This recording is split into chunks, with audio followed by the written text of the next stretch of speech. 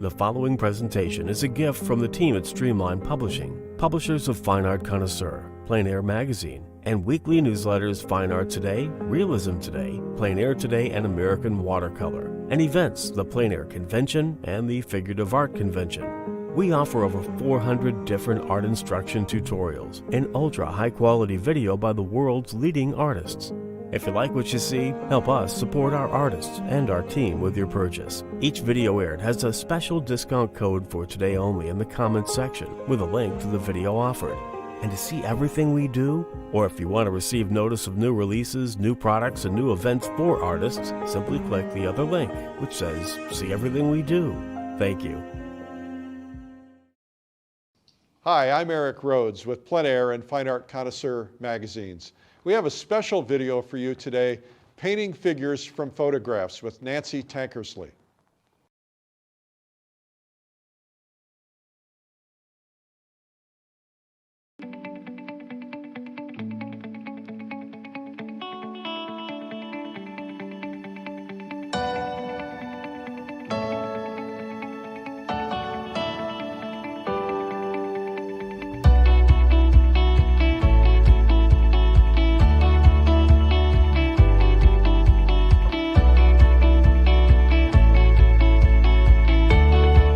Hi, I'm Nancy Tankersley.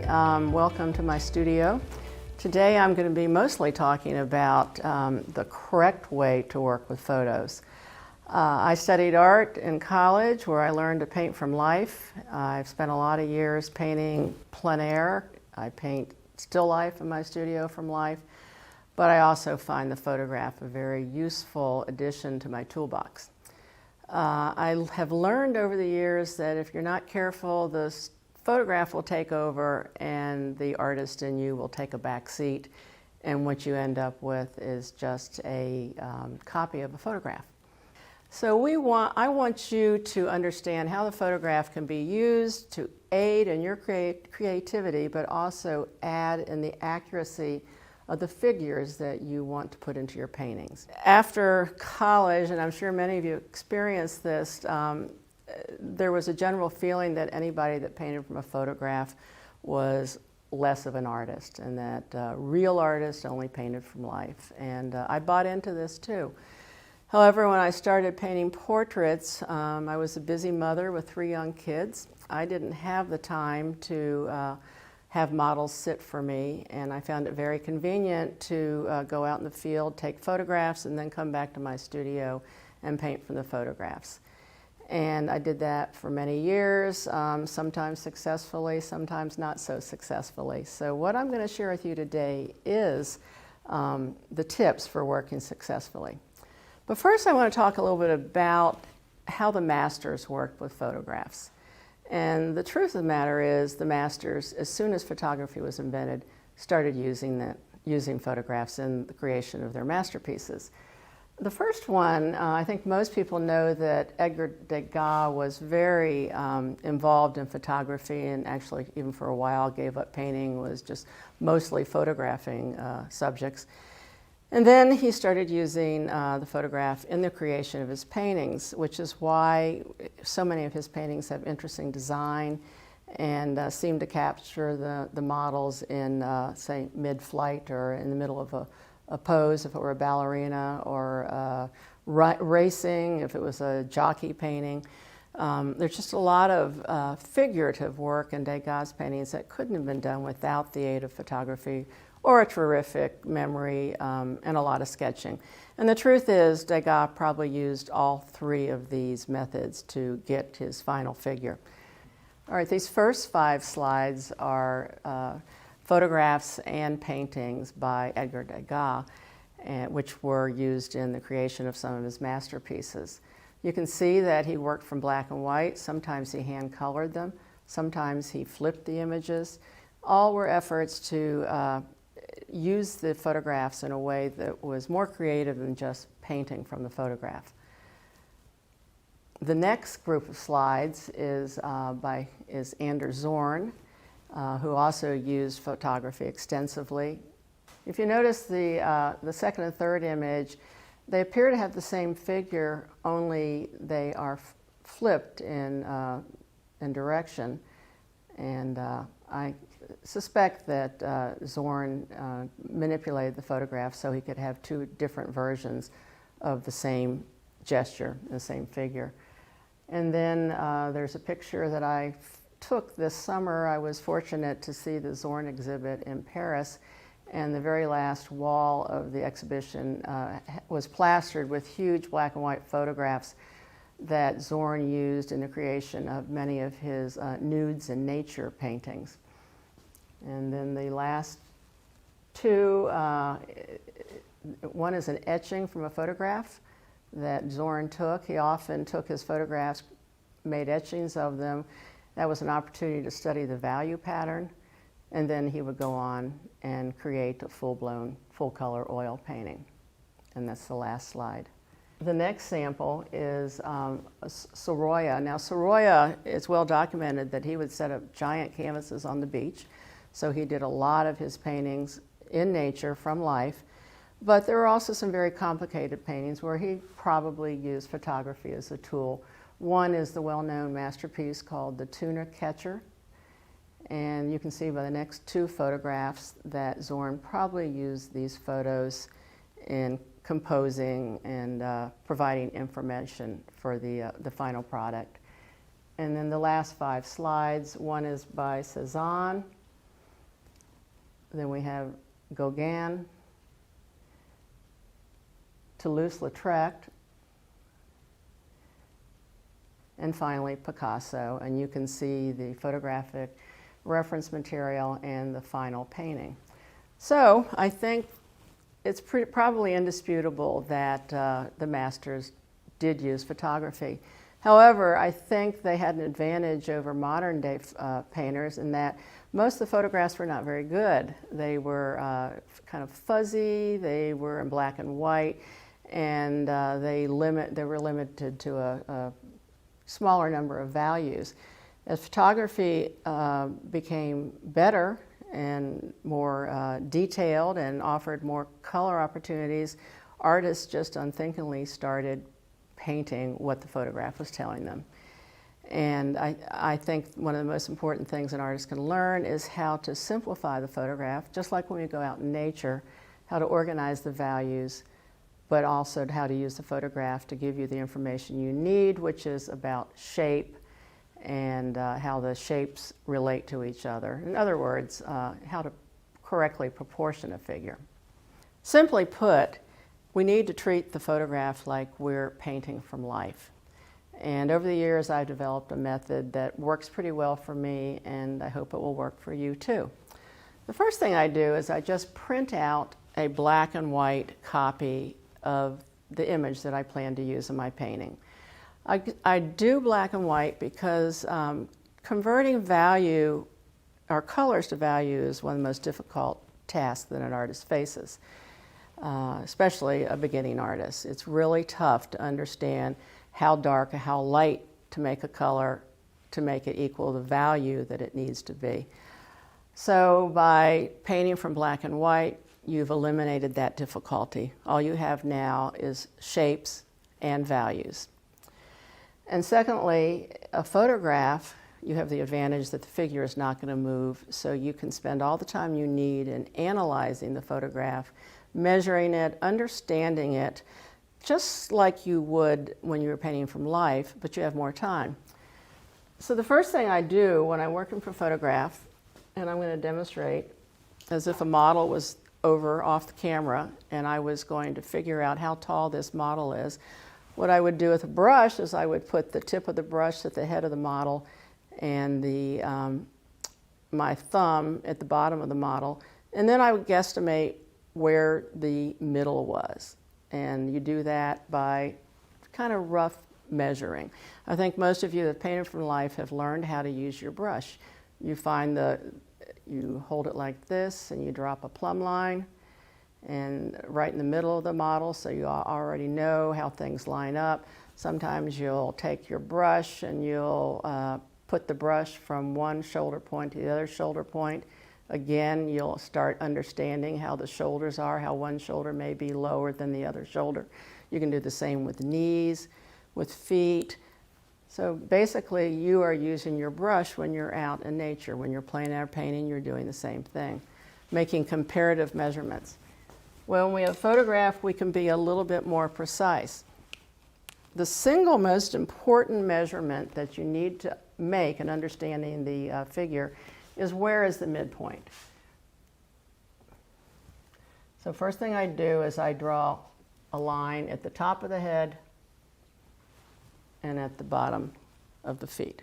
Next thing I do is I will measure, see how large this figure is, and I find that this figure is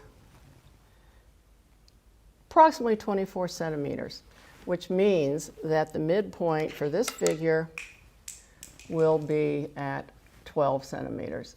So I will draw a line across here. I forgot to mention, I learned after I bought many boxes of clear plastic sleeves that if I bought a dry erase pen, I could use the same sleeve over and over and make different measurements during the session. So I recommend getting some plastic sleeves, dry erase pen, and slipping your images into the plastic sleeve. Okay, so right now I've already made an important discovery that her purse, her hand, her head, all of that is above the center line. And if you're an experienced artist and a pretty good draftsman, that may be all you need to know. But this is the single most important measurement you need to make. Secondly, I like to drop a vertical line. It doesn't matter exactly where it is. I just want to make sure that it's somewhere toward the center of the figure. And I recommend getting a T-square because it's really important to line it up with the edges of the paper just like you'd line it up with your canvas. So I'm going to draw a center line there. So what I've learned from this center line is that from the top of her head, which is really the highest point of her head is here, you follow the center line down. Her purse is all the way over on this side of the center line, and the center line bisects her heels down there. This is really an important thing to know for gesture because if you don't see this right away, you may end up drawing her a little bit too straight. Now another measurement I might make if I felt like I needed it is I would bisect this line again, so it would be in fourths. And again, we were operating with 12 centimeters there, so 6 centimeters would divide it into fourths.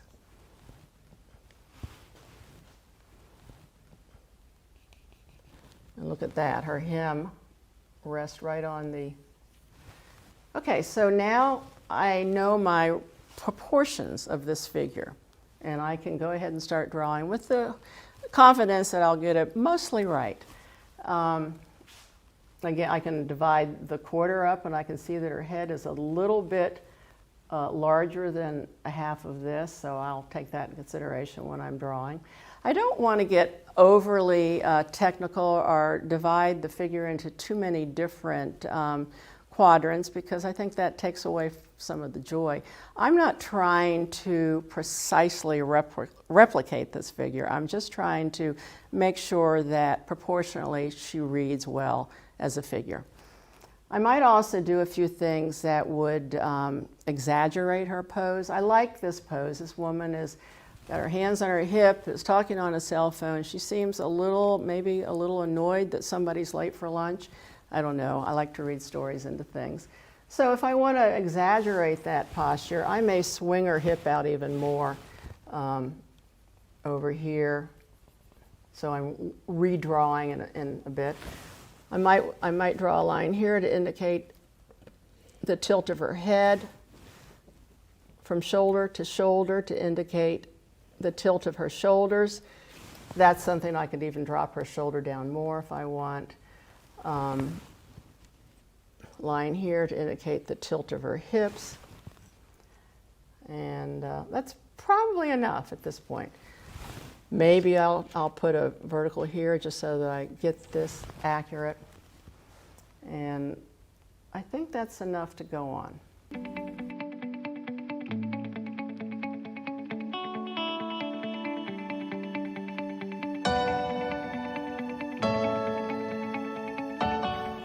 All right, when I first started painting, I was taught to put a full 18 colors out on my palette.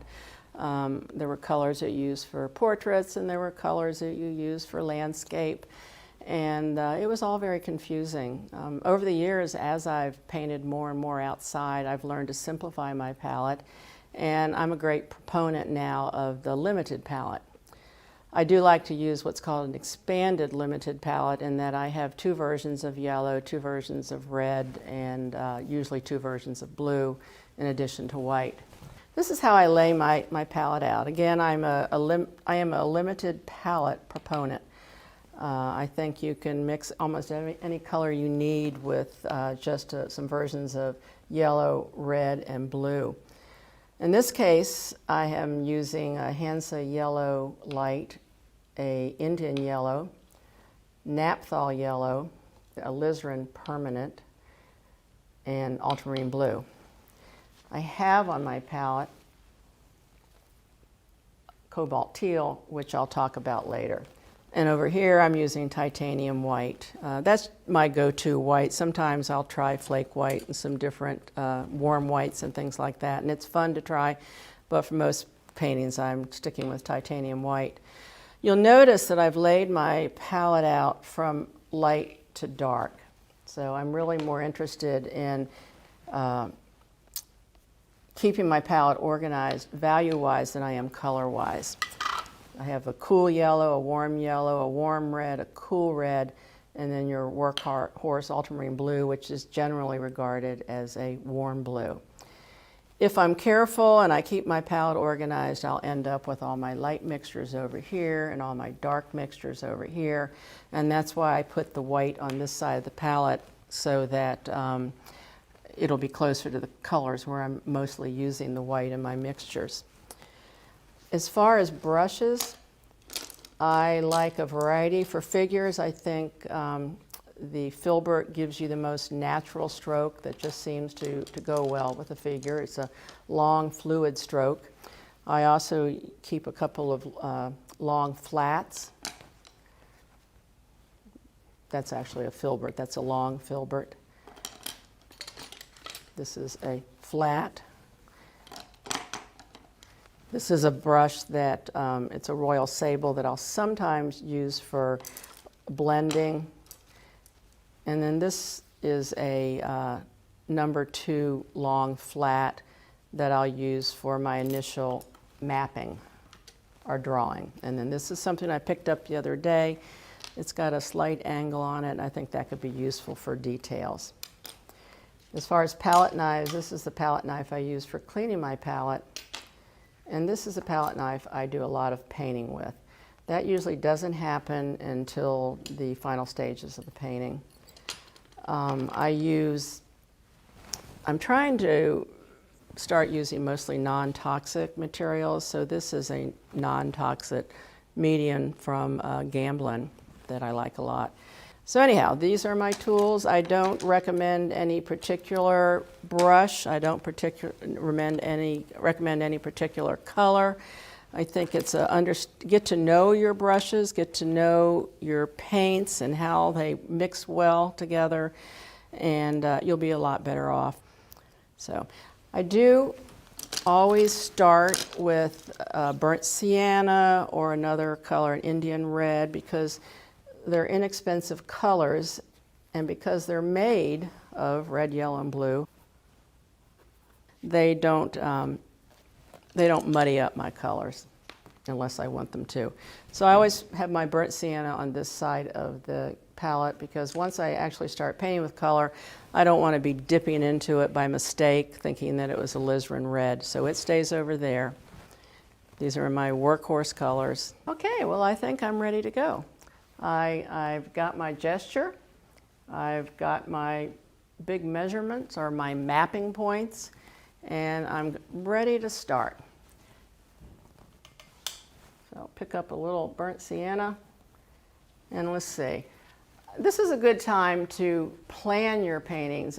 If you're the type that likes to do thumbnail sketches, I think this is a wonderful time to sit down and try a variety of ideas where you're going to place the painting or the figure. I think I'm going to keep her over here, and I'm going to make her maybe this big. I want to have her up somewhat from the pavement because I like space down there. I don't like to place the figure right down at the end of the canvas. Having some space will allow you to move into the figure. And she is the subject here, without a doubt.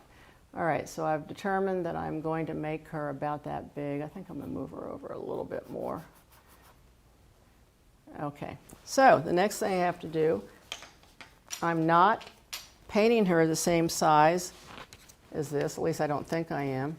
Let's measure and see. All right, so that's the top of her head. Well, it's close. She's a little bit smaller than she is on the canvas. She's 21 inches there, so that's going to be 10.5 inches for the midpoint. So I've got my midpoint. So I know now that the purse, the hand, everything is going to go above this center line here. Now I'm going to drop the center line. I'm going to put my ruler up there so I make sure that it is level with the size of the canvas. And I'm going to drop my center point there. Okay, so that line mimics this line. Okay, one other area of measurement that I forgot to talk about is understanding gesture is important, and it can be aided by doing something like this. Guesstimating where the center line, the back of her head is, drawing a line there, understanding where the back of her figure is, drawing a line there,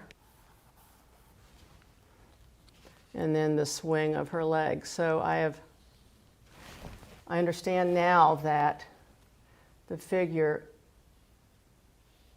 is something like that. And I'm going to try to replicate that and maybe even exaggerate it. I'm going to put a dot here for the quarter mark. I've been doing this a long time and pretty much eyeball it. All right.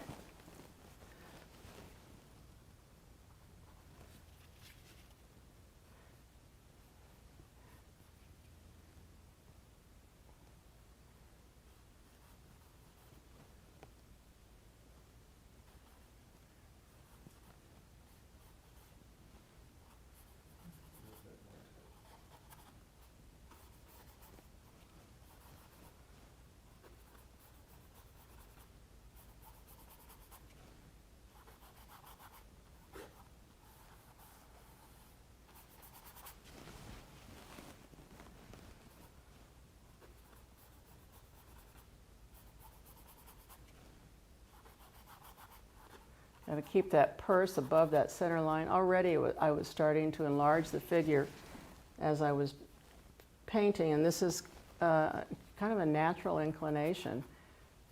My first lines were inaccurate.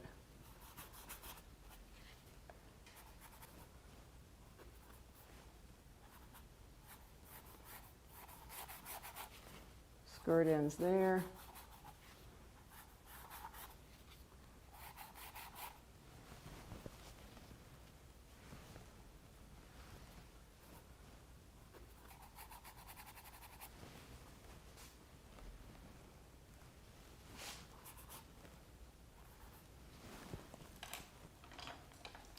Now, rather than continuing with drawing and trying to be too precise, I'm going to block in the overall shape. Using a fairly dry brush. I don't want to get a lot of wet paint in here now, but I can get a little bit.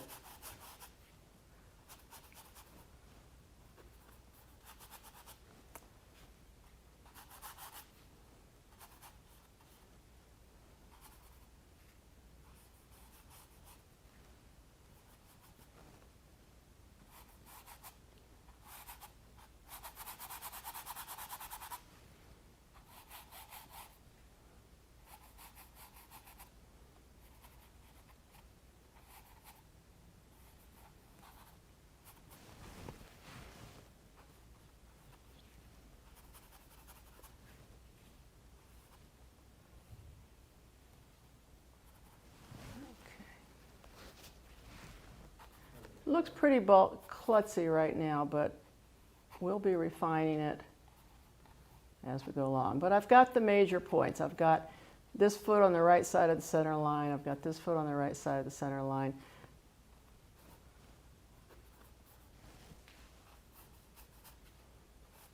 Okay. All right, now I'm going to figure out what else I'm going to do with this painting. Okay, so you can see there's not a whole lot going on in this painting. This woman is standing outside of a busy store. There's bright sunlight. There's some interesting divisions of shape in the background. And I'm just going to indicate some of those elements and figure out how I'm going to divide this canvas up.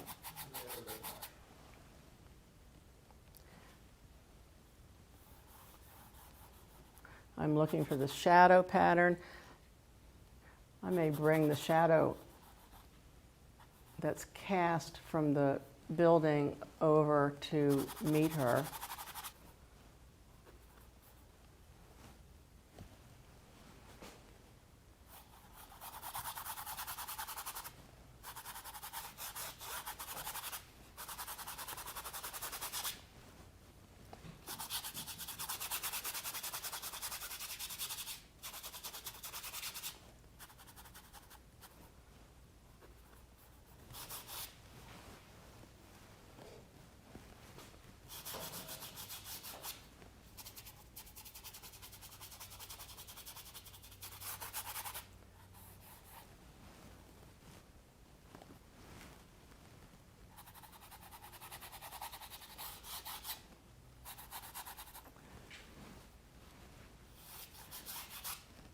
So what I really think about now is division of shape, a division of space, and how I can make it work for me against the figure so that I have some areas of sharp contrast and other areas of soft contrast to help lead the eye.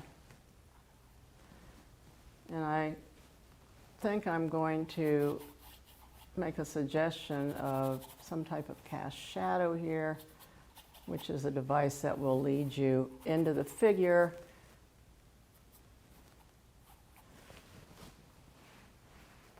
So you can see how I've already deviated from what I'm seeing. There is another figure in the shadow area. I don't think I'm going to put her in, but I am going to put some abstract shapes in the background just to add some color interest. Let me clean it up a little bit.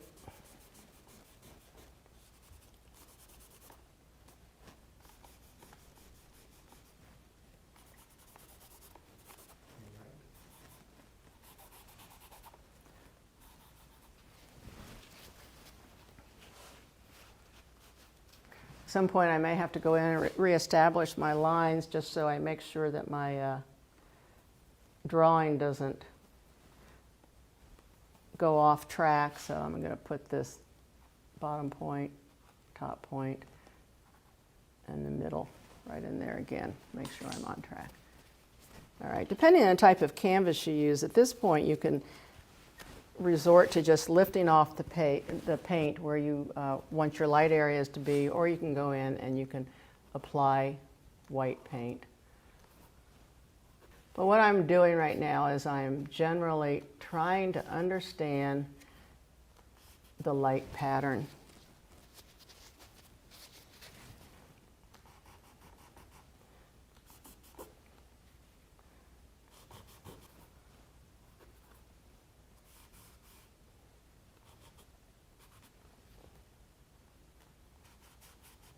A little bit of light there. There's a nice big shadow that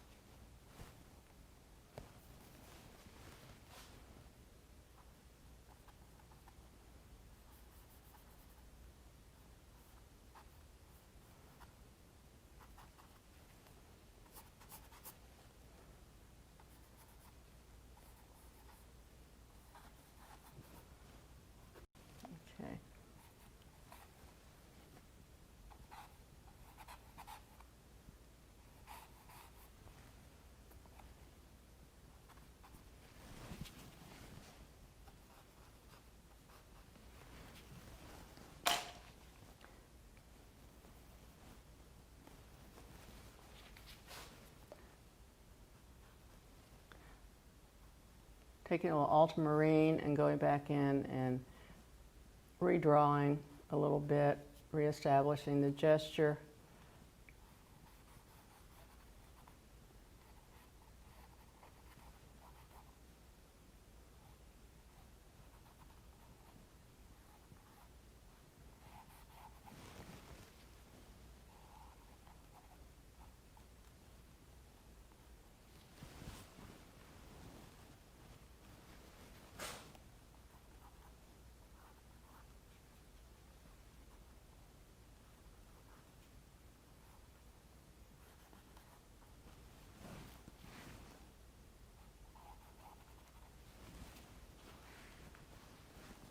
Where does her elbow end? The angle of this arm coming out. I'm not feeling like she's lining up very well. So I need to go back to my ruler. I'm going to drop a line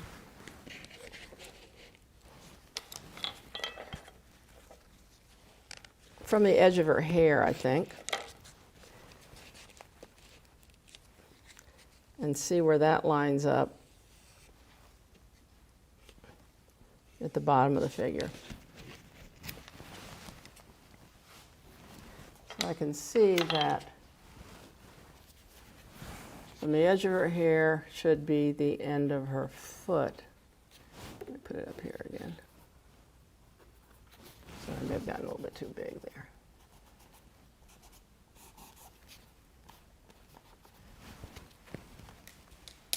All right, now she's starting to take on a little bit more of the attitude that I want to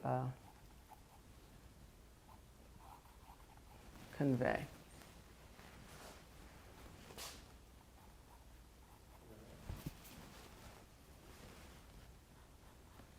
Don't want to have a tangent there at the end of her skirt, so I'm going to raise the bottom of the door just a bit. Okay, and don't forget the all-important shadow. All right, I think I'm ready to go. So I've established the center line vertically, the center line horizontally. I've divided the vertical line into fourths, which has told me that her shoulder is about the midpoint in that quarter, and that the end of her skirt stops at the midpoint on the line there. So these are all things you would be doing if you were working from life, and we're using the photograph and this method to help establish those points of information, things that will help you in drawing a more convincing figure. In my studio, I use this method for my drawing, and then I do a lot of my painting just from my monitor, and that's another way you can work. I generally even work from black and white on my monitor because I want to be able to make the color decisions. I don't want to have to do what is exactly in the photo. This is, color-wise, a pretty uninteresting photograph. So let's see, what am I going to do?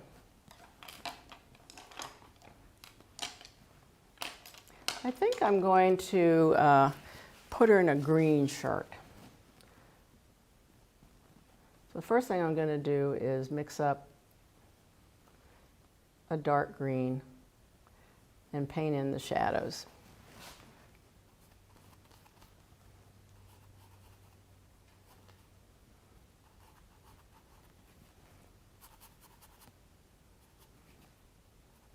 Not going for a lot of subtlety right now. I'm just trying to get that big overall shadow pattern that I see in her sweater. A little bit of shadow there. Clean my brush.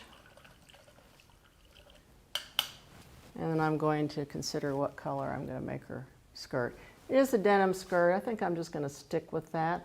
I may push the light areas a little bit toward green, just for harmony's sake, but that's a decision I can make as I go along. So the shape of the shadow that the purse casts on her figure is really important for defining the gesture and the figure. There's a little bit of shadow right down there, maybe a little bit there. I'm going to make her boots red. I think that'll be a nice addition to color rather than the brown that they are. So I'm going to, this one boot is almost totally in shadow. I'm just going to block it in, kind of a nice boot shape.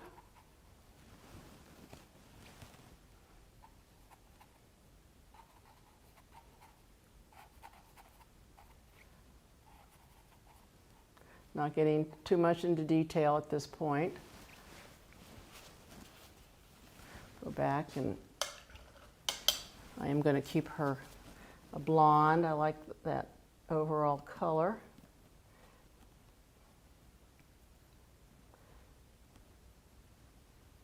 And I'm mixing up just kind of a warm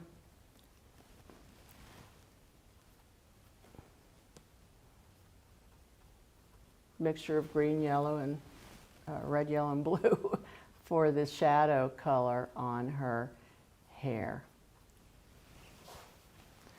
All right. So now I've established pretty much the colors on her body. I'm going to think about her purse. I'm going to stick with the red.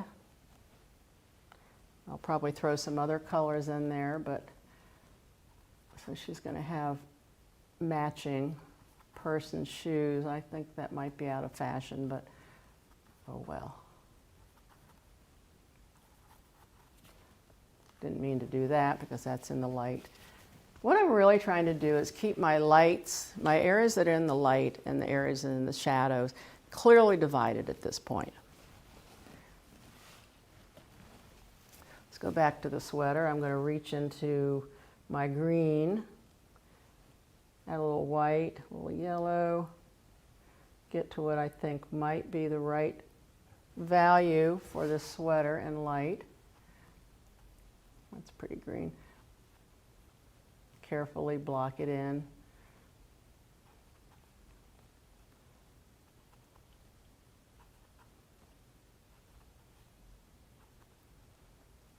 There's a little bit of light down here.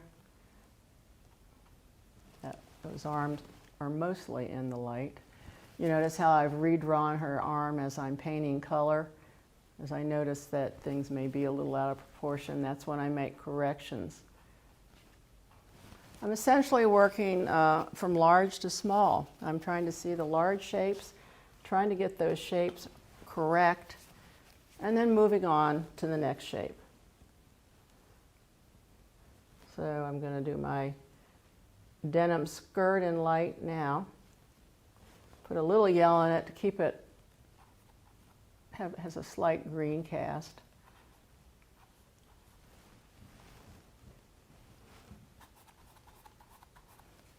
Block it in quickly.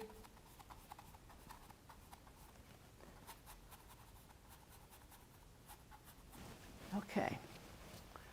All right, so she's starting to take shape.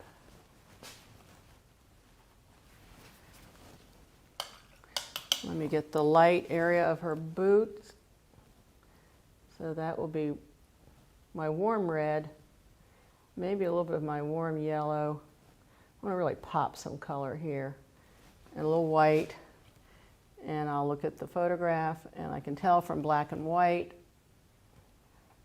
which areas are getting light and paint them in. Not getting too involved in the wrinkles. I'm still going for overall form at this point. Can't forget her legs. Burnt sienna is a good color, good skin color for Caucasian skin in the shadow. You can get a lot more subtle with it by bluing it or warming it, but it's a good place to start. So there. There are her legs.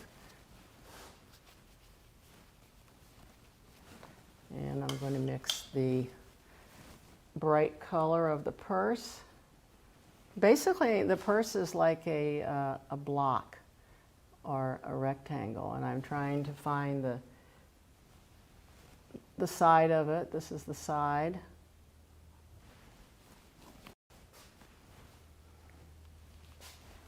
And the bottom. This is the bottom.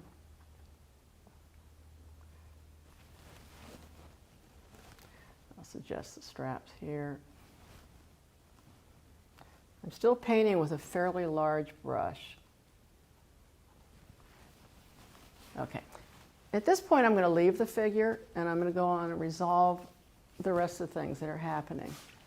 So my color photograph, it's a pretty nondescript color. It's a pavement color.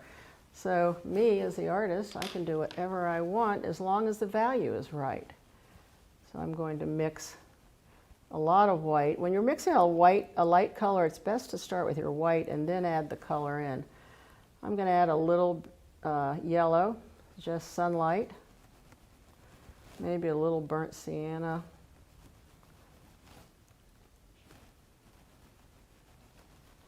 And a little bit of blue. I'm going to paint the sidewalk a little darker than I might be seeing it because I want room to go back in later and add some highlights. Dipping into my solvent just to make things flow a little bit better. And I've got this a nice gray color. Quickly start to chisel the figure a little bit with the background color. You've noticed I've deliberately reduced the amount of skirt that's on this side of her leg. I think it emphasizes the gesture a little bit better, gives her a little bit more swing in her hip. So again, that's you, the artist, taking control of the photograph, using the photograph for the basic information you need, which is proportion and values, and then doing it your way.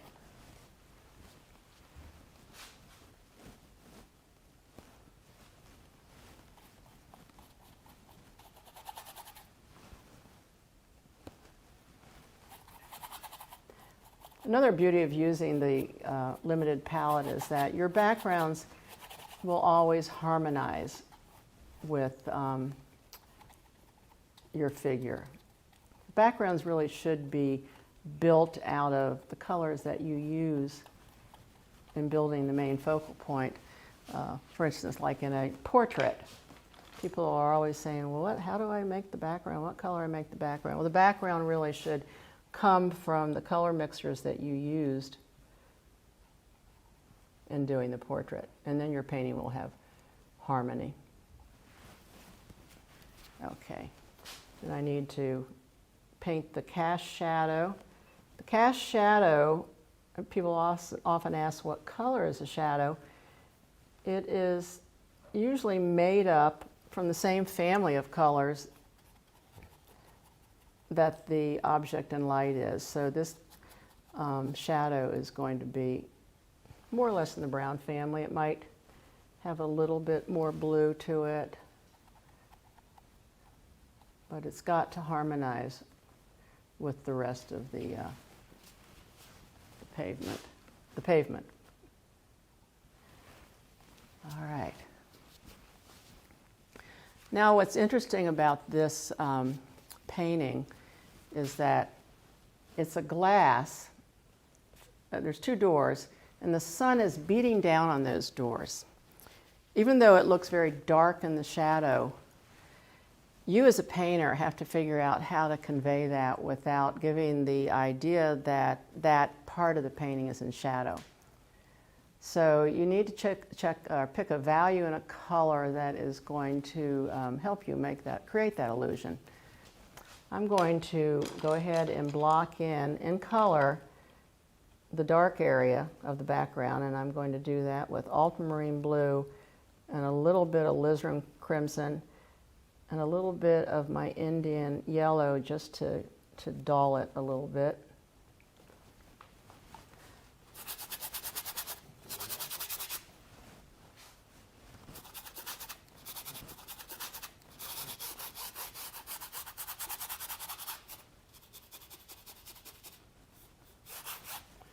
So again, I'm using the same procedure that I did with the figure. I am establishing my areas of shadow.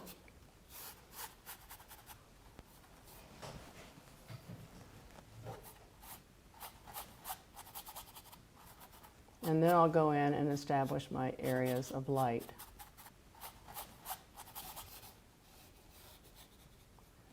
Okay.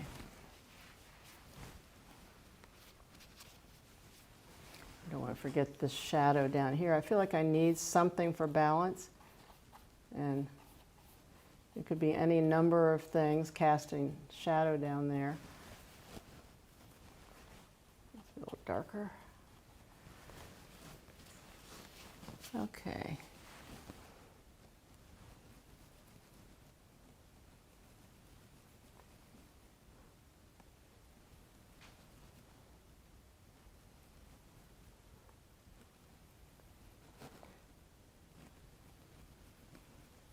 All right.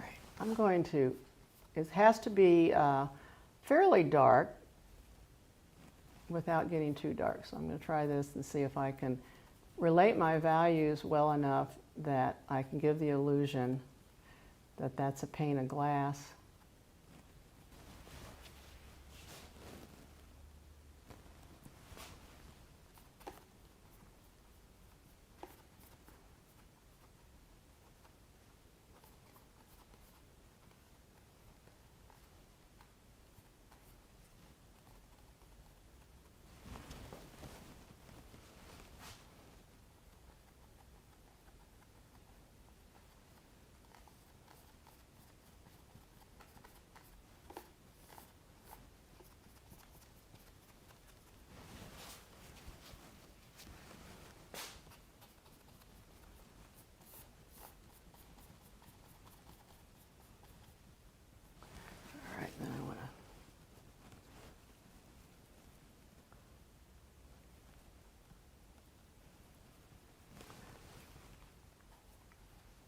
I've made a kind of light lavender to suggest the metal frame of the door.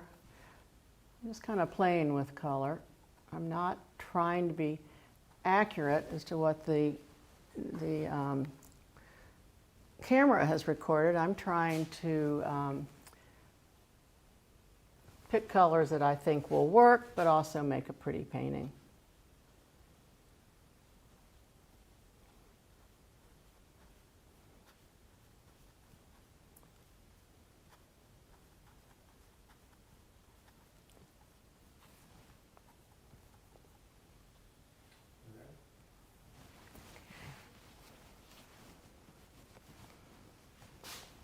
I'm moving the center of the door over a little bit.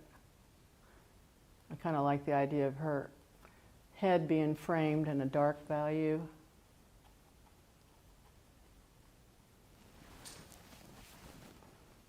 Okay.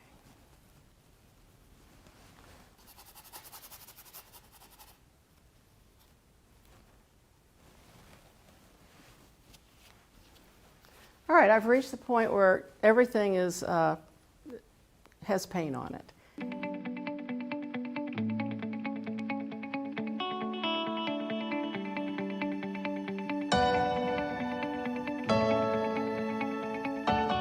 Now it's time for me to start refining this painting.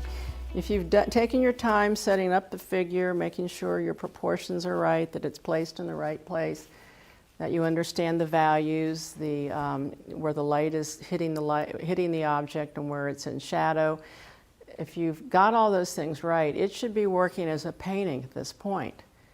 And I can stop wherever I want. It may be my personal aesthetic that I like things loose and suggestive, and I stop not too far from where I am now.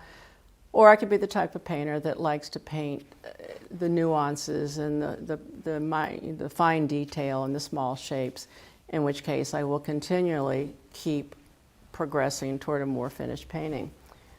So I'm going to take this painting a bit further until I feel like I've said enough.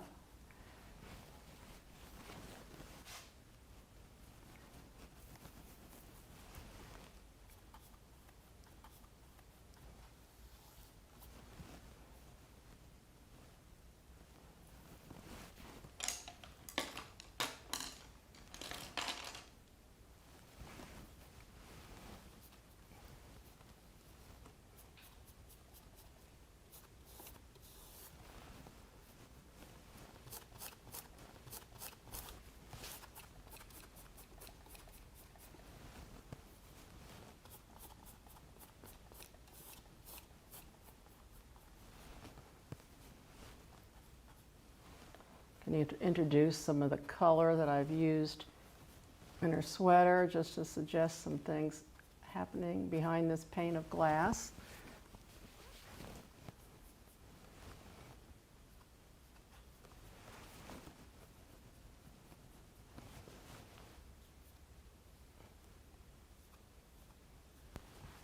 That value shift from that to that should tell the viewer that this is where the shadow ends and the light begins.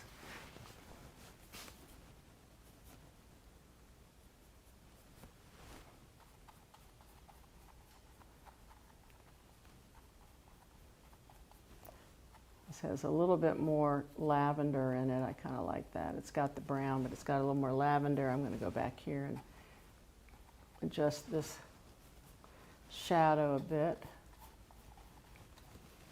Okay, now it's time for me to pick up some smaller brushes. Oops. I see that I have left this largely undone, and that's okay.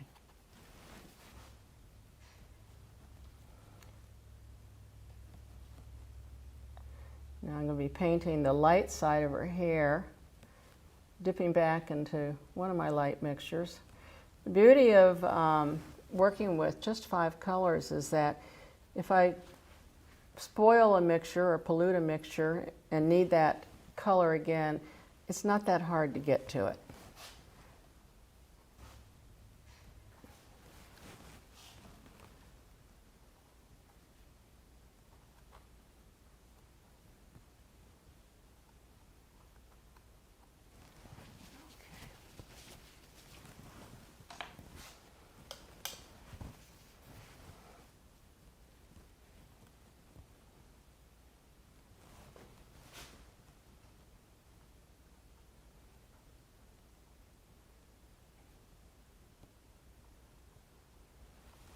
I think that needs to be a little pinker.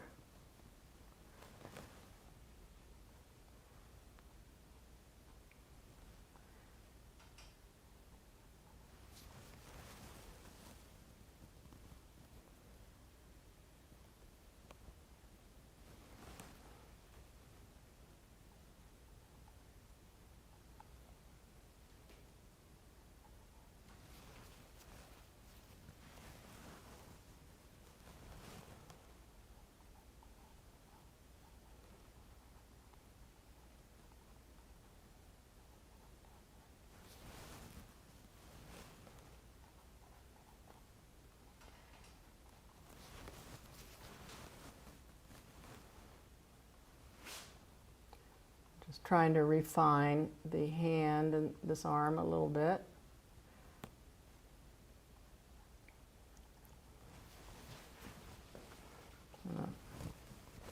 Make her purse read a little bit better.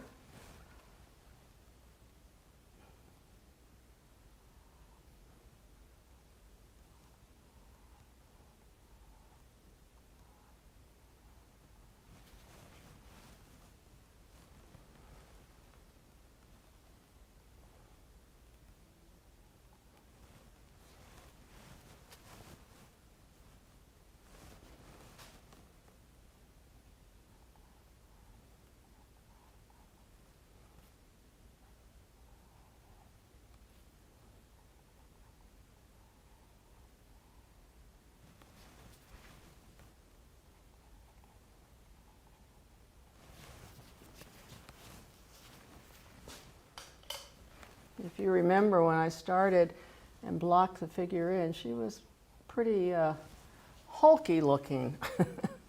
But as I refine using negative shape in the background,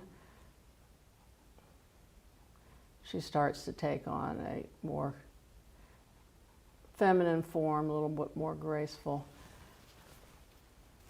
But in the beginning, my proportions, her head in relation to her body, in relation to her skirt, in relation to her lower extremities, her boots, were fairly correct because of the way I laid the measurements in. I used my own method of measuring. You'll find if you work with this method that you'll develop your own needs as far as measuring. So it's, you know, it's a system that you make your own, just like when you're painting from life. Things will start to make sense to you after working a certain way for a while.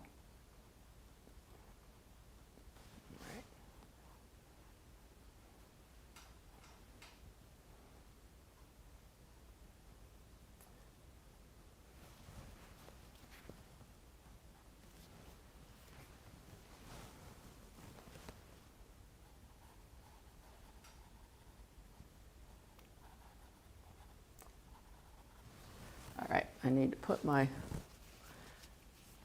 little brush away for a few minutes until I have a chance to analyze where I'm going now. I'm feeling that the shapes are all fairly accurate. Oh, that line goes down that way. That was a little bit of an error there, so I'm going to correct that.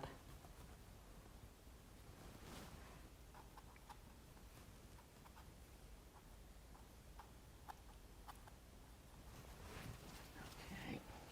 I want to take some of the light color and spread, or the warm red, and spread it around a little bit, suggest things that are happening inside the store. Just kind of some abstract shapes that could be believable.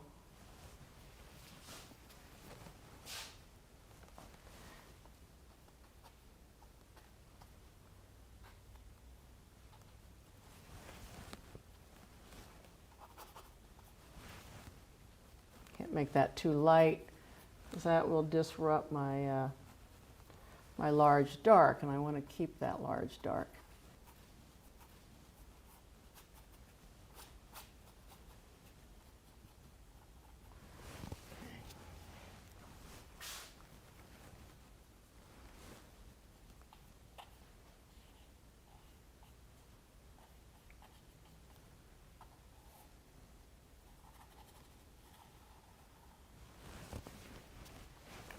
All right, so now I want to go back and perk up some of the color in the figure. I want to drop this shoulder a tiny bit too.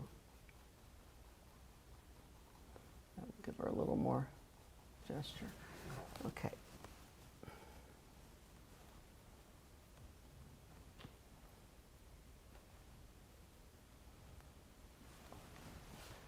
All right.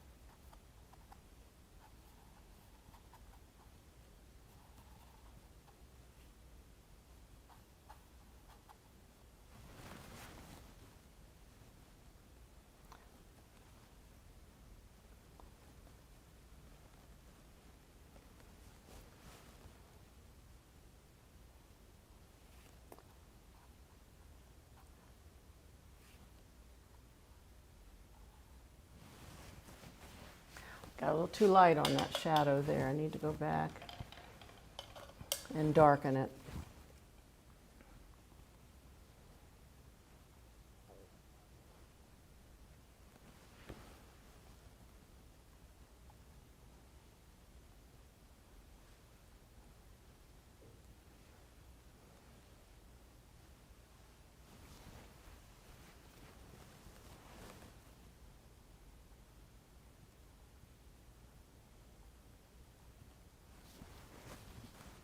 That says a lot about the shape of her hip to get that cast shadow correct.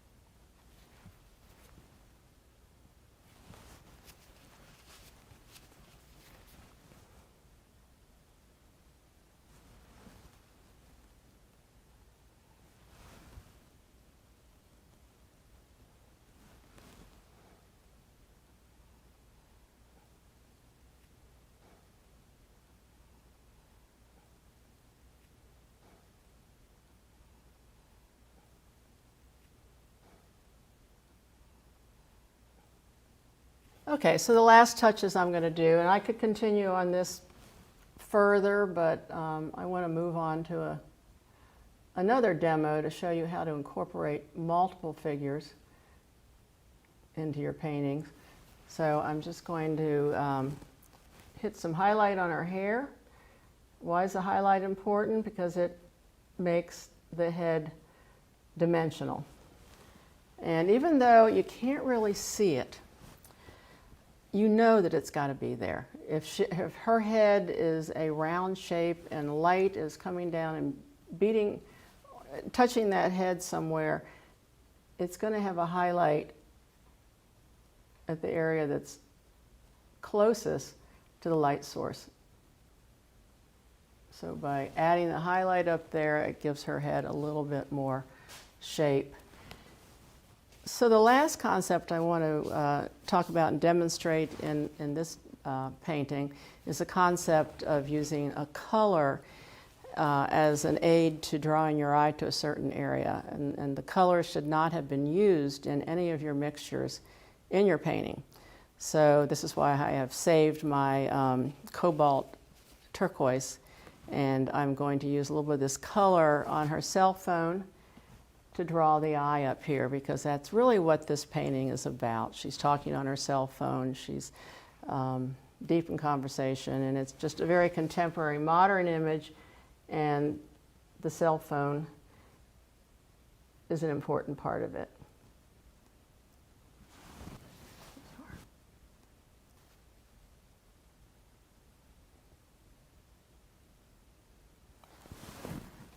And you see how that color now really draws your eye to that area. Now I can refine it a little bit, get an even smaller brush, and put some areas of dark around it that will help make that cell phone, even as small a shape as it is, it'll become an important part of the painting.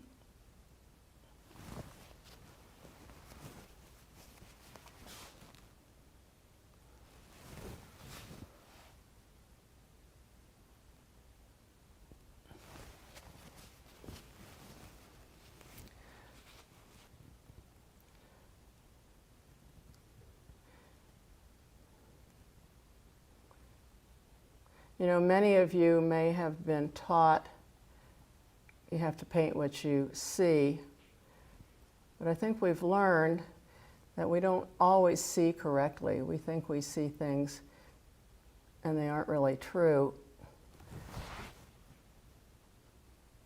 So I think as a painter, the better saying is paint what you know you should see. And this is a perfect example of that. The head, even though I don't see this highlight, I know it has to be there, so I add it in my quest for making this painting more readable and understandable.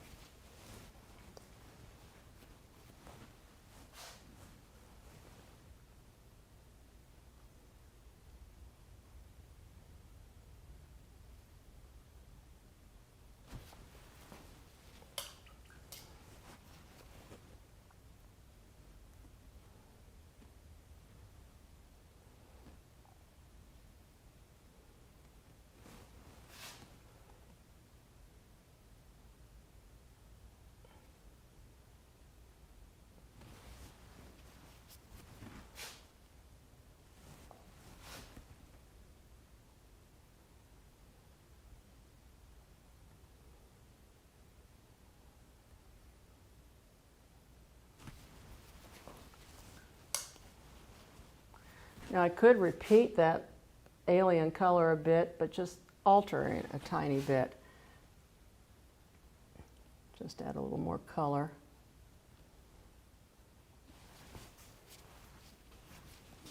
Worked.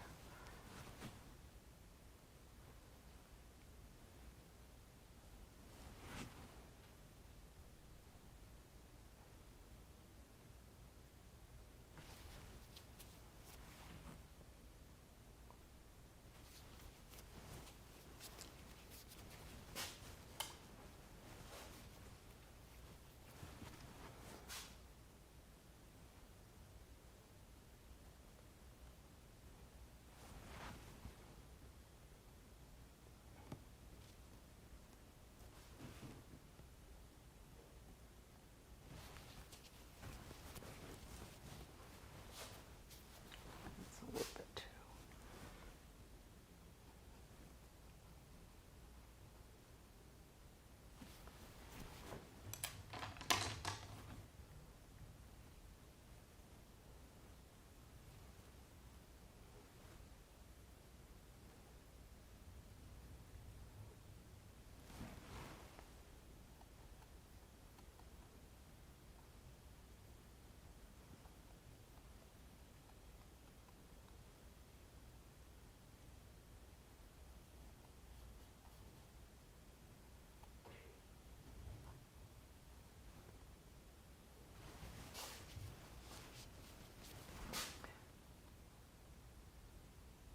I don't want to be too precise with the background. I want the background to stay behind her. I want the basic shapes to be there, but not a lot of detail.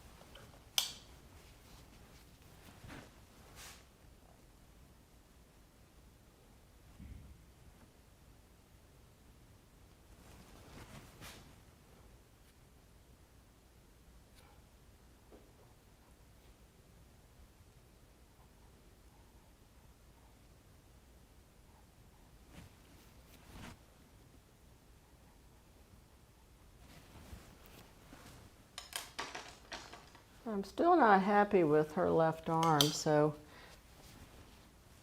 what I'll do is I'll go back and simplify.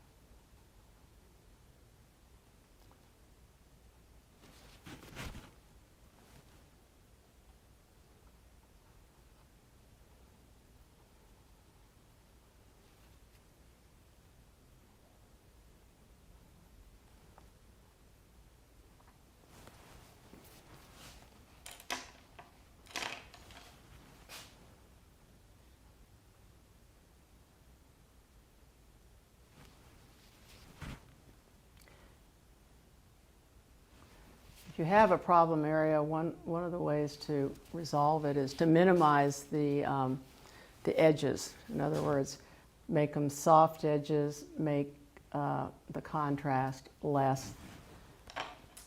The contrast meaning that the values shift less than you might see it on the photograph. Maybe direct the eye down here with the sharp edge. Direct it away from this area.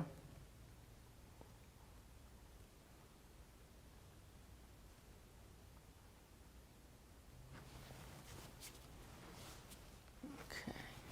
But I still want that little pinpoint of light on her hip, but do I have it placed right?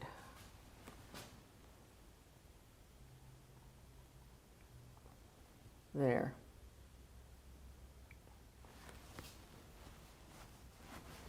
By bringing that waistline up a little bit, I think it made the gesture a little bit more believable.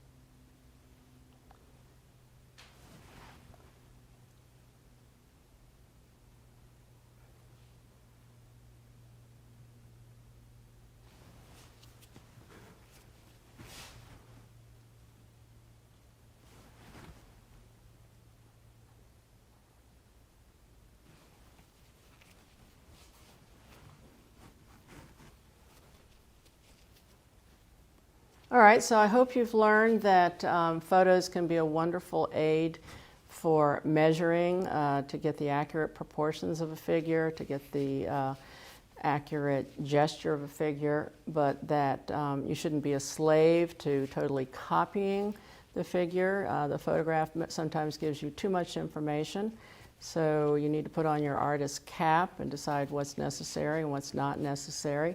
I always recommend working from black and white so that you're the master of color. You can put any color you want to and that makes sense to you. And I think it makes a whole lot, the act of painting the figure a whole lot more fun.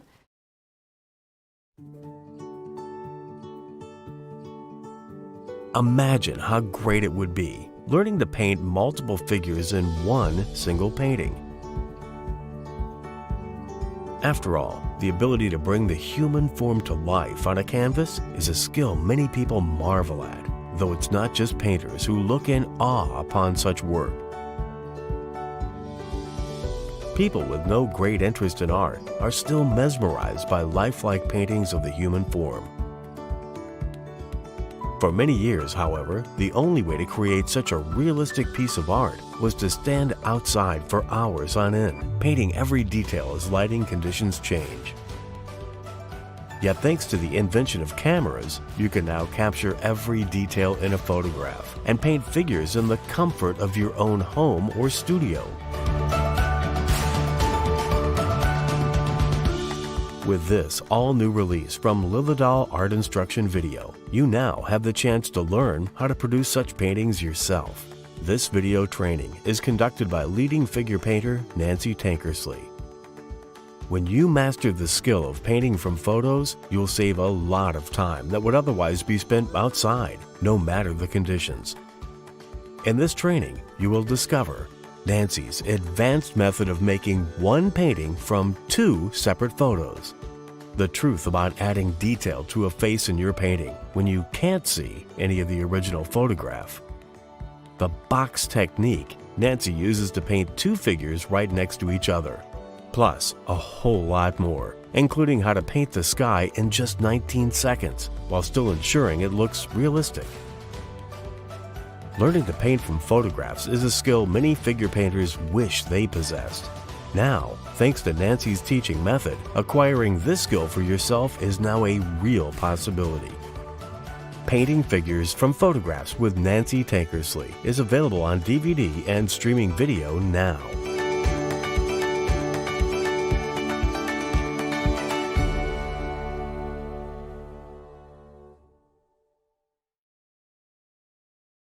That was Painting Figures from Photographs with Nancy Tankersley. If you want to learn more about that video, you can find it at lilyartvideo.com. Now let's get right to our interview with Nancy.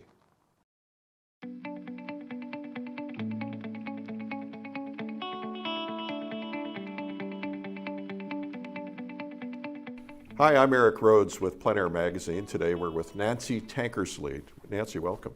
Thank you, Eric. I'm so honored to have you in the studio with us today. Well, I'm delighted to be here. So I'm very curious. You have become this overnight success. Everybody's talking about you. Everybody's talking about your work. But you're not an overnight success. No. I know that. And so how long have you been painting? I've been painting since I was a teenager, I think. Maybe even before then. The whole story is my brother was given a John Nagy Learn to Draw set, and he did nothing with it, so I helped myself to it, and I started going through the lessons, and I was hooked. Was this a correspondence course? It was a box set that they were selling at the time, and it took you through shapes and perspective and shading and all the building blocks. And I was fascinated by it and quickly took to it, and then spent most of my time drawing and sketching. And then I borrowed his model car oil paints, that came in those little... Yeah, testers. Yeah. And I got a picture from National Geographic, and I did my first oil painting with those. They were very shiny. Very shiny, yeah. I did a portrait of a little girl. And so from then on, I was pretty sure I wanted to be an artist. So you were, what, 12, 13 around that time? Yeah, adolescent, I think. And then I studied art in college, or in high school, and I was discouraged, of course, like everybody was. Tell me about that. Well, the guidance counselor would say, well, you'll never make a living. You ought to go to study art education. And I said, nope, I want to be an artist. But I didn't come from a family of artists. We didn't really have any knowledge about art as a career. We didn't even have any original artwork in the house. So I ended up going to a college in Ohio based on somebody I met at work. I went to Miami University and studied art there for 2 years. I got a pretty good basic education there, but I really didn't know what I was going to do with it. So what year would that have been when you were in college? That was 1967 and 68. Okay. 69. And at that time I was dating my husband, and it just seemed like a better idea to get married. So I did, and he was a naval aviator, and we moved out to California, where he was going to the postgraduate school, and that's where I wanted to finish my degree. And I couldn't find an art program out there, and I ended up getting a degree from University of California at Santa Cruz in a major called Community Studies, and which was basically social work. So I got my degree out there. We moved back across the country to Jacksonville, Florida, and I discovered that people were actually paying artists to do portraits. I had kind of thought that portraiture was dead, that photography had taken over, and nobody wanted painted portraits. And I'd always liked doing portraits. In college, I found I was fairly good at it. So I started doing portraits in Jacksonville, Florida. And you were doing commission portraits? Commission portraits. So how did you discover that people were paying for portraits, and who were they? What? I forget how it was. I went to an art show in Gainesville. It was through American Artist magazine. Mm-hmm. I saw an article on a woman named Manry Kenyon who did portraits, and it turned out she was from Jacksonville, Florida. And I went to a show and I saw her beautiful portraits, and I thought, wow, I can do this. So I started doing some portraits in pastel. I also had a friend that I'd met through a babysitting co-op that saw my work that I was just fooling around with, and she had been a copywriter for an ad agency. Mm-hmm. She said, I've worked with a lot of artists, and she says, you can do this. She says, you've got the talent. So she was very encouraging. She suggested I just take some time every day and go into my studio, which was a 4th bedroom at that time. And she says, if you don't feel like painting, you just sit and read an art magazine, or you clean up your desk, or you do something, but you just develop the habit of painting. And she was a writer, so she had a writer with children, so she had done the same thing. Right. So it's really the same discipline, isn't it? It is, totally. You just have to force yourself to do it. Exactly. And sometimes the muse doesn't strike, and sometimes when you least expect it, it does. Right. So anyhow, I became a portrait painter, and I had 3 children and a husband who was gone half the time because he was flying off carriers, but it all came together very well. And I was finding myself booked, 6 months to a year in advance, and could have gone on happily doing that for a long time, except my husband got transferred to Washington, D.C. So we moved up there, and I thought I would just pick right up where I was. And I found I was a very little minnow in a great big ocean in Washington, D.C. And, it took me a while to get my first portrait clients. I was also starting to realize that there was a lot I didn't know, that I could copy a photograph pretty well because I had the drawing skills, but I didn't know anything about really color, cool temperature, warm temperature, edges, designing. All of that was something I just hadn't received in my education. So I started taking some classes and some workshops at the Torpedo Factory, which is in Alexandria, Virginia. And started picking up some things, but it wasn't until I got my first studio outside the home where I started really self-educating. Why did that change? What was it about having the studio out of the home that helped you grow? I think it was the isolation, and by then all 3 of my children were in school, and I had the time, and I felt, well, I've got a studio outside the home, I must be a professional artist, I better get serious about this. So the first thing I did was, and I was selling art by then, but I'd paint a lot of paintings, and a lot of them would be lousy. And then every now and then I'd do one that would be so good, I would amaze myself. And I'd think, well, the next one's going to be just like this. And then the next one would be just as bad as all the other ones. Because, sometimes I think the muse truly does take over, and it's like magic, and all of your decisions are correct, and it all flows, and you produce something really well. But most of the time, it's a struggle. So I realized I needed to understand more about what I was doing. So the first thing I did was I spent a year teaching myself color by painting still life in like one color. I'd paint an all white still life, I'd paint an all black still life, all yellow, so that I could see the nuances in color. Mm-hmm. And I started to learn to understand, the difference between a warm yellow, a cool yellow, and how to get there. Mm-hmm. So that was a really valuable year, and some of the still lifes I did during that year got me into my first gallery. And at the same time, I was still doing portraits. I'd seen some paintings of people on the beach, and my gallery owner suggested I I'd give that a try. Mm-hmm. So I took my daughter and her girlfriend and another child out to the beach and shot a bunch of photos, and then I was off doing all these figures from photos. And that was pretty successful too. It got me in a gallery in Carmel and actually a gallery in Houston, and I did that for a number of years, doing all these figures on the beach. I'm a little ADD. I get a little tired of doing the same thing over and over again. So Right. I think when you burn out on a subject, it starts to show. So I had another gallery owner at that time who said, well, why don't you do people in restaurants? Okay, I'll do people in restaurants. We were actually in New York. She and I had gone there for some reason, and so I started shooting pictures of people in a restaurant. And this is when digital cameras first became popular. And I had my first digital camera, and I just picked up the camera, shot a few people across the room.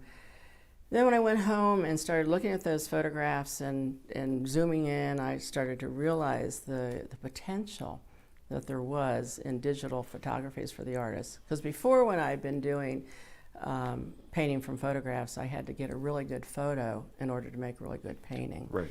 And I essentially was copying the photo, which is really not a good thing for an artist to do. But digital photography allowed me to paint a lot, to shoot a lot of pictures, to learn how to manipulate them to my best advantage as a painter. And so that was another step in my education. I want to stop you there for just a second and go back to that statement that you said that copying photographs isn't necessarily for artists. There's probably somebody who's watching this right now who needs to understand that. Could you articulate that a little bit? Yes. I think anybody can be taught to copy a photograph, and then you have to ask yourself, is that art? I think the true artist has to take from the photograph what is necessary information to make a wonderful painting, but leave all the rest of it. It's just like plein air painting. When you go out, you have to edit a scene. You have to learn to edit the photograph and make the painting truly your own. I think there's, in an age where paintings can be created by the computer, I think it's more important than ever for the artists to insert themselves between the technology and the painting. And that's why I truly believe the photographs are a wonderful aid, but they're also very dangerous for artists that don't know how to use them. One of the compliments that will happen when you're outdoors painting or I'm outdoors painting is someone will inevitably walk up and say, "Oh, it looks just like a photograph." I know, and you go, "Oh, I'm not being very creative then am I?" Well, they think they're doing you a favor by saying that, but. Well, see, that's the problem with photography. Everybody holds painting up to the standard of photography, and I think that's why modern art happened. It was a rejection of seeing as the camera sees. And of course it went way, beyond where it needed to go. But I think artists need to learn to see naturally and how the eye really sees. Well, so let's talk about the development of artists. And I want to continue your story, but because we're on this thought process, it crossed my mind that when I was first painting, just being able to paint like the photograph was a good thing, I thought, because it was, it felt like I could measure it against something. But what do you tell your students? What is the process of learning like for them? Well, I tell them that, you mean in regards to photography? Well, in regards to, making, where do they start? How do they graduate from here to here and so on? Well, I think accurate drawing is essential. But that said, I think drawing is a activity that gets you to a place where you can accurately put marks on the canvas. I discourage my students from drawing complete drawings on the canvas, because if they find, as they're into the painting, they've made some errors in the drawing, they're going to be less likely to correct those errors. So drawing is an activity that you gain the skill, the hand-eye coordination you need as a painter. But that said, I do really emphasize correct drawing. Then from there, it's all about design and values, and seeing values correctly, and designing a painting so that people will immediately want to look at it. Artists get bogged down in details thinking that that's going to sell the painting or make people look at it, and it doesn't happen. It has to be a really wonderful design to pull them in, and then you can treat them with detail. You know, you like a magician, you lead them through the painting where you place your detail. And then the last to me, least important is color. And I know there's a lot of people out there who think that's a terrible thing to say, but I think if a painting is done in correct values, color is not nearly as important. And that's why I have my students work from black and white photos, so that they can put their own color either through their creativity or their memory, or whatever they want to do. And that's kind of the fun of painting, is you start to own the reality of that you see. I like that.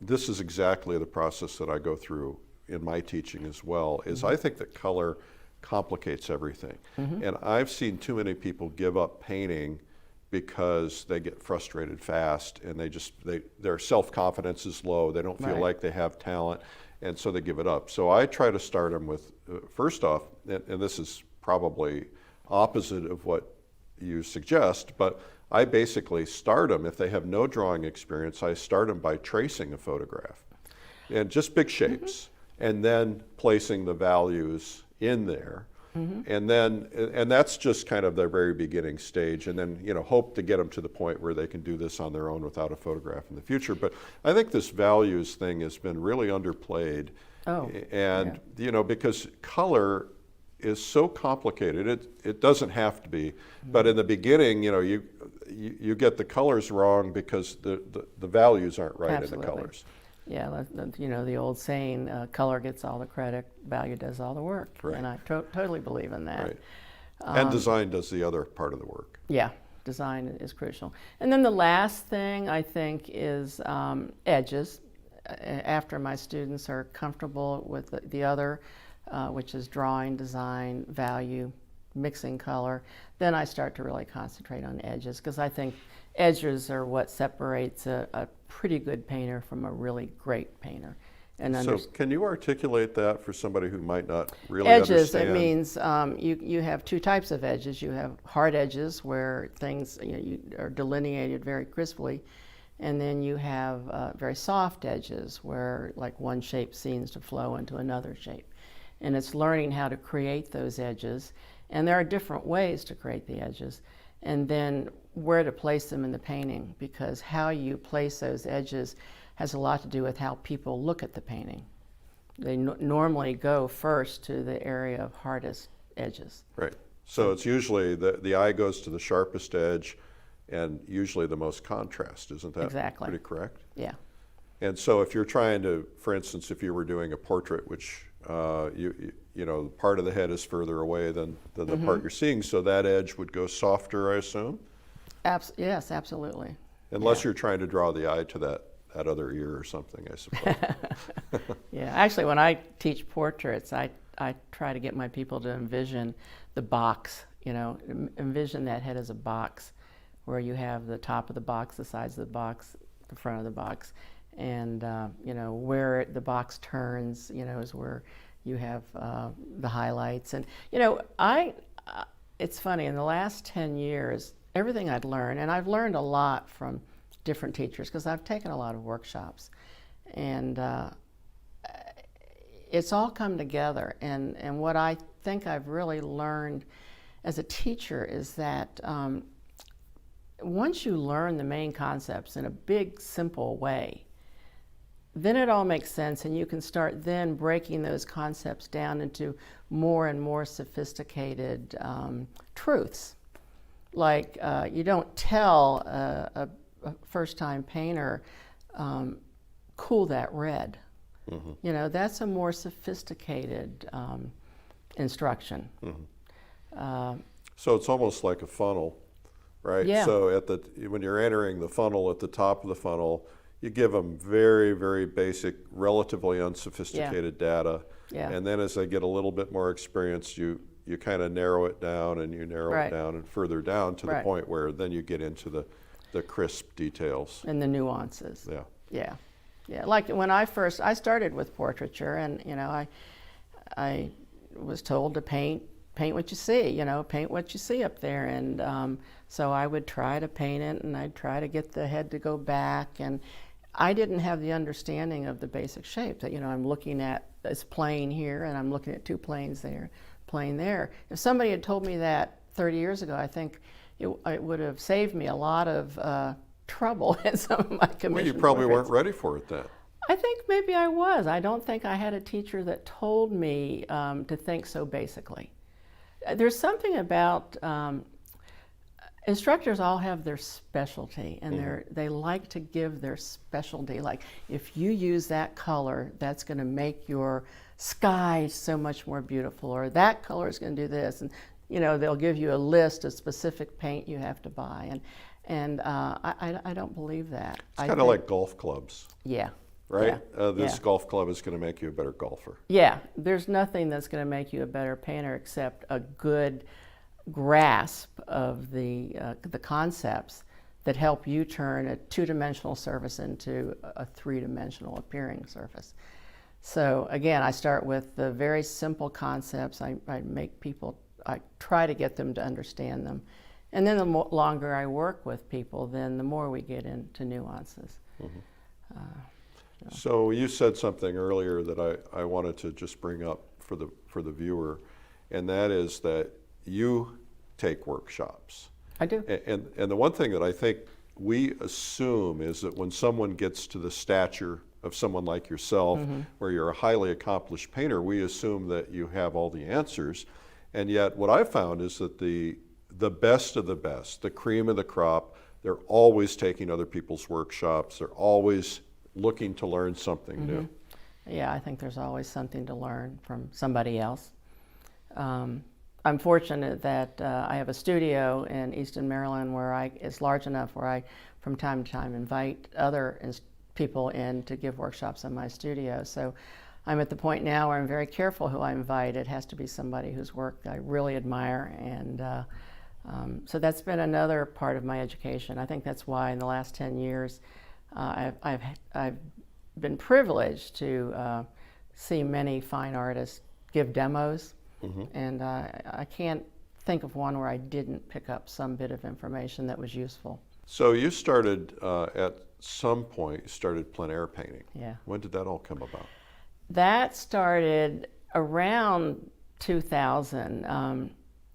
I had been painting very happily in my studio, either from still lifes, occasionally from figures, and then landscapes from photos. You know, I saw no reason to go out and inconvenience myself. But I had a very good friend who was a member of the Washington Society of Landscape Painters, and she wanted me to join that group. And she says, we meet once a month, and we all go painting together. So she started dragging me out into to nature, which I love, but, you know, I just didn't think the two mixed. And I started getting hooked. The first few times I went out, it was like I was so totally humbled. It was like, it's all green, you know. How do you separate any? You know, it was just totally frustrating. For a first-time plein air painter, even somebody who's been in the studio their whole life, it's overwhelming. It is overwhelming because in the studio you have control. You have control over the light. You have control over the placement of objects. You're comfortable. You know, it's not raining on you. The wind's not blowing. So you know, it was a real challenge. And I have to say, my work took a real step back. If you looked at my landscape paintings from photographs, they were pretty good. I was selling them. My plein air work was really bad, really, really bad. And even now, sometimes it's really bad. Right. But I began to realize that I was missing a lot by painting from photographs and only painting from the studio. So tell me more about that, because this is a really important point that a lot of people don't get about plein air painting. Right, right. Well, I think the real light bulb started going on when I studied with Ken Oster. I flew out to Tucson just because I had two friends who talked me into it. I didn't even know who he was. I wasn't that interested in doing it, but it sounded like fun. So we flew out to Tucson, and Ken taught this workshop. And he was a really gifted teacher. He was. And he started talking about how you have to redesign a scene, and I was thinking, oh, you don't have to paint what's right in front of you. You know, you can move a telephone pole to tilt this way, or move it a little bit, or group the bushes together, or make the road have a little better turn. All of these, you know, he's talking about all these things that you take control. You still want to honor the landscape. You want to do a painting that is very evocative of where you were and the weather that day and the time of day, but you don't have to, you're not a photograph, you know, or a camera. You don't have to be like a camera. So, so then it became fun, you know, when I learned to quickly establish the light and then make aesthetic decisions on what would be in my painting. You know, I didn't have to put everything in the painting, and I could move things a little bit and to make them work better in design, and it became a real creative exercise. The other thing I think I've received from plein air painting, so I've been plein air painting now for 17 years, you get this, all this data of images that go into your head that, you know, when you're working on a problem painting, you know, sometimes you can actually remember things from plein air painting, or you can pull your sketches out and say, ah, yeah, that's how I did that, or that's what would work here.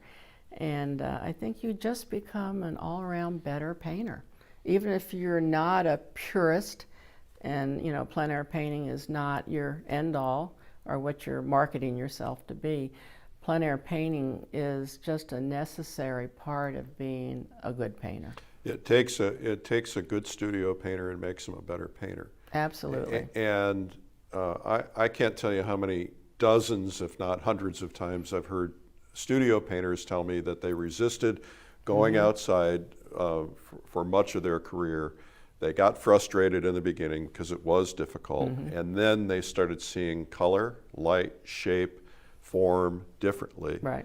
And then when you get out and you do it enough, then when you're painting from photographs, now those photographs reflect that essence from the outdoors. Did you find that to be true in your case? Absolutely, absolutely. In my own plein air painting, at first, you know, it was the struggle, trying to mix the colors accurately, trying to work fast enough that the shadows weren't changing totally, trying to make an interesting painting on a gray day. All of these were, you know, huge challenges. But now I've gotten to the point where I've done enough of it. I quickly know the problems I'm going to face. That's the other thing Ken was really good at. He said, you need to analyze the scene before you start to paint. He said, take a few minutes and think, what are the problems going to be? How can I solve that problem? Mentally paint it in your head. And then you paint very, very quickly. And then you take a little break and you come back, and if you like what's there, then you finish the painting. So it's a matter, he calls, you know, I'm really quoting him a lot and I hope that's all right. Of course. He called painting a passion sandwich, and I love that analogy because, you know, the bread is the analytical part of the painting, and then you paint passionately, that's all the filling, and then you analyze again. And you may have a triple decker where you're going back from analyzing to painting passionately to analyzing, painting passionately. But that is the way painting really is. It's a constant left brain, right brain shift, back and forth all the time. So once I got that concept, I learned to slow down in the beginning, analyze how I was going to approach it, then paint quickly, and then step back and analyze again. And I think that some people believe they have to have a perfectly finished painting when they're outdoors. What do you believe? Well, in a competition, yes. But no, just for plein air painting for myself, no, it doesn't have to be finished. I have learned some tricks, how to. I've reached the point where I'm not satisfied with just painting what's in front of me. I want my painting to have interesting texture, and so I've been exploring ways to do that in a plein air painting. And one of the things I do when I'm outside and painting a fairly large painting is I will paint most of it. Well, I'll make all of my color decisions, my shape decisions, my design and drawing in acrylic, and I'll do that very thinly. So I'll have a thin base of a fairly completed painting, and then I'll go in with my oil, with palette knives and different tools, and I do a lot of layering, which I didn't think was possible 10 years ago. I thought plein air painting had to be pretty straightforward, but now I've reached the point where I can do that, and it makes it even more fun. I thought you were going to say you picked up a handful of dirt and stuck it That on happens there. naturally. Once in a while when the panel blows over. That happens, yeah. Well, I think the point of all of this is that the frustration of learning in the beginning when you go outdoors has a big payoff. Absolutely. And the big payoff is that you will see painting from a completely different perspective. We try to encourage a lot of studio painters to get outside. It's amazing how many thousands there are have never gone outside and painted yet. Yeah. So there's this movement now of painters. You kind of came on board about the time that movement was just starting to really catch on and take hold. So we started Plein Air Magazine two years after you started plein air painting, so you were ahead of us. Yeah, it's really interesting how that all happened.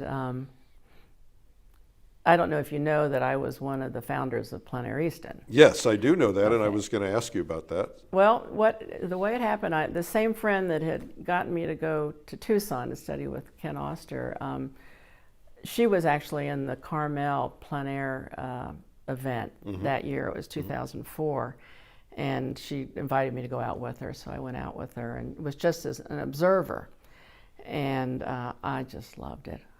All these wonderful artists out there painting, and the quick draw was especially exciting. I remember watching an artist named Tim Horn and Joe Wang do portraits of each other out in the open, and I thought, wow, there's just nothing more exciting or fun than this.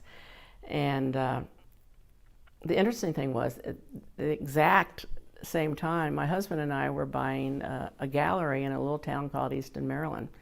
And that came about because I had been an artist in this gallery. I was living near southern Maryland, on the other side of Chesapeake Bay. I don't know if you're familiar with the geography there, but it was a couple hours away.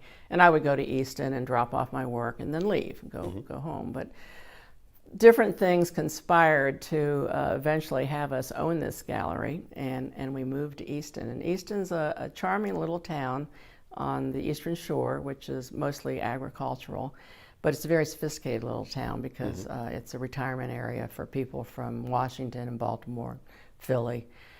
And so anyhow, we bought this gallery, and all this talk about plein air painting was, going on, this buzz. And then I heard that some guy was going to start a magazine about plein air painting. That was really awesome. And then I also heard that the town of Easton was looking for another arts event. It had kind of billed itself as a little arts town. It had a major wildlife arts festival that had been going on there for close to 40 years at that time. Really? But the festival was, like all things do, it was starting to wane a bit, and the town felt they needed another art festival. So I said, boy, have I got an idea for you. So I went to the economic development officer of the town, Al Bond, and I pitched the idea to him. And I was also kind of gently nudged by Ross Merrill, who Ross was a big proponent of plein air painting. I knew him from Washington Society of Landscape Painters, and Ross Merrill also had worked for the National Gallery for many years. So he had a real overview of art movements and art history, and he kept saying, Nancy, you got to do this, you got to do this. So he helped me make up a document that would convince the town fathers that this was the thing they needed to do. So anyhow, they loved the idea.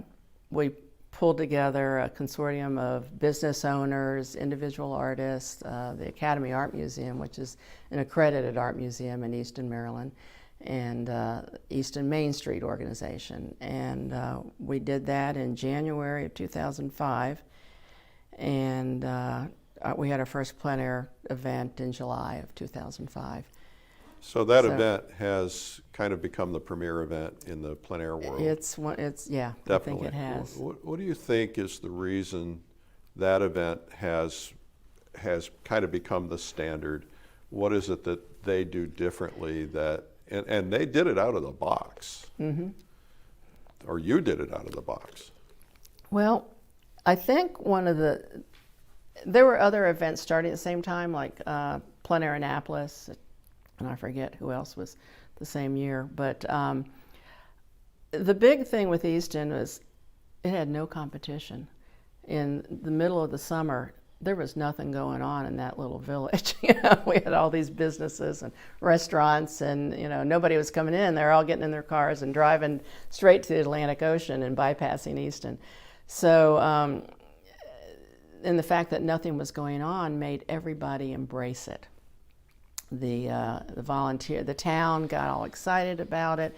There were people, it's a very sophisticated town and full of people that came from other careers, knew how to do things, knew how to publicize, knew how to sell tickets. But I think the other thing that was really important from the get-go, our very first donor, his name was Tim Dills, and he's since passed on, but he was a businessman who loved art, and he said, I'll give you $10,000, but I want it all to go to the artists. And which meant we had to raise the rest of the money, but that $10,000 all went to the artists in the form of prize money. And I think because we started off with really good prize money, we got good artists, and we had good people managing it, and wonderful volunteers, a community that totally embraced the idea, even though they didn't even know what it was about. Mm-hmm. I'll never forget, one of my best friends was a volunteer coordinator, and like 5 days before the event was to start, she said, I just can't get any volunteers. She said, I have only a handful, everybody's busy. And then the artists started coming to town, and we had this really good-looking artist from Chicago, and it was hot in Easton in July, and he's out painting on the bypass, and he took his shirt off, and all of a sudden she started getting all these calls. Elizabeth, I think I'd like to volunteer. So sex sells. I guess. Even in plein air painting.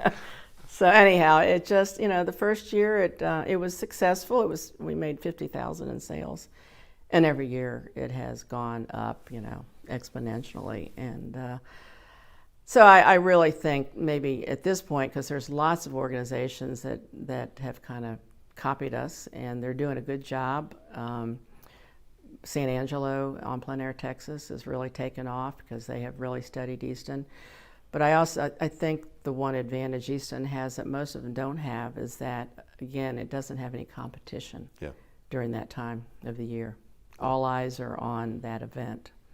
So what do you think about this entire plein air movement? Because there are mixed feelings that we hear. The feelings we hear are some artists will say, well, there's too many events, or there's not enough artists to do high quality events. Yeah. Others will say, we're putting uncooked artists into the market. Mm-hmm. And there are now, probably since we started the magazine, when we started the magazine, there probably were less than a handful of events. And today there are 150, 200 of them, and every year we learn of another 20 or 30 that are starting, right. Because communities and charities are finding it a great way to raise money. Right. So what's the upside, what's the downside?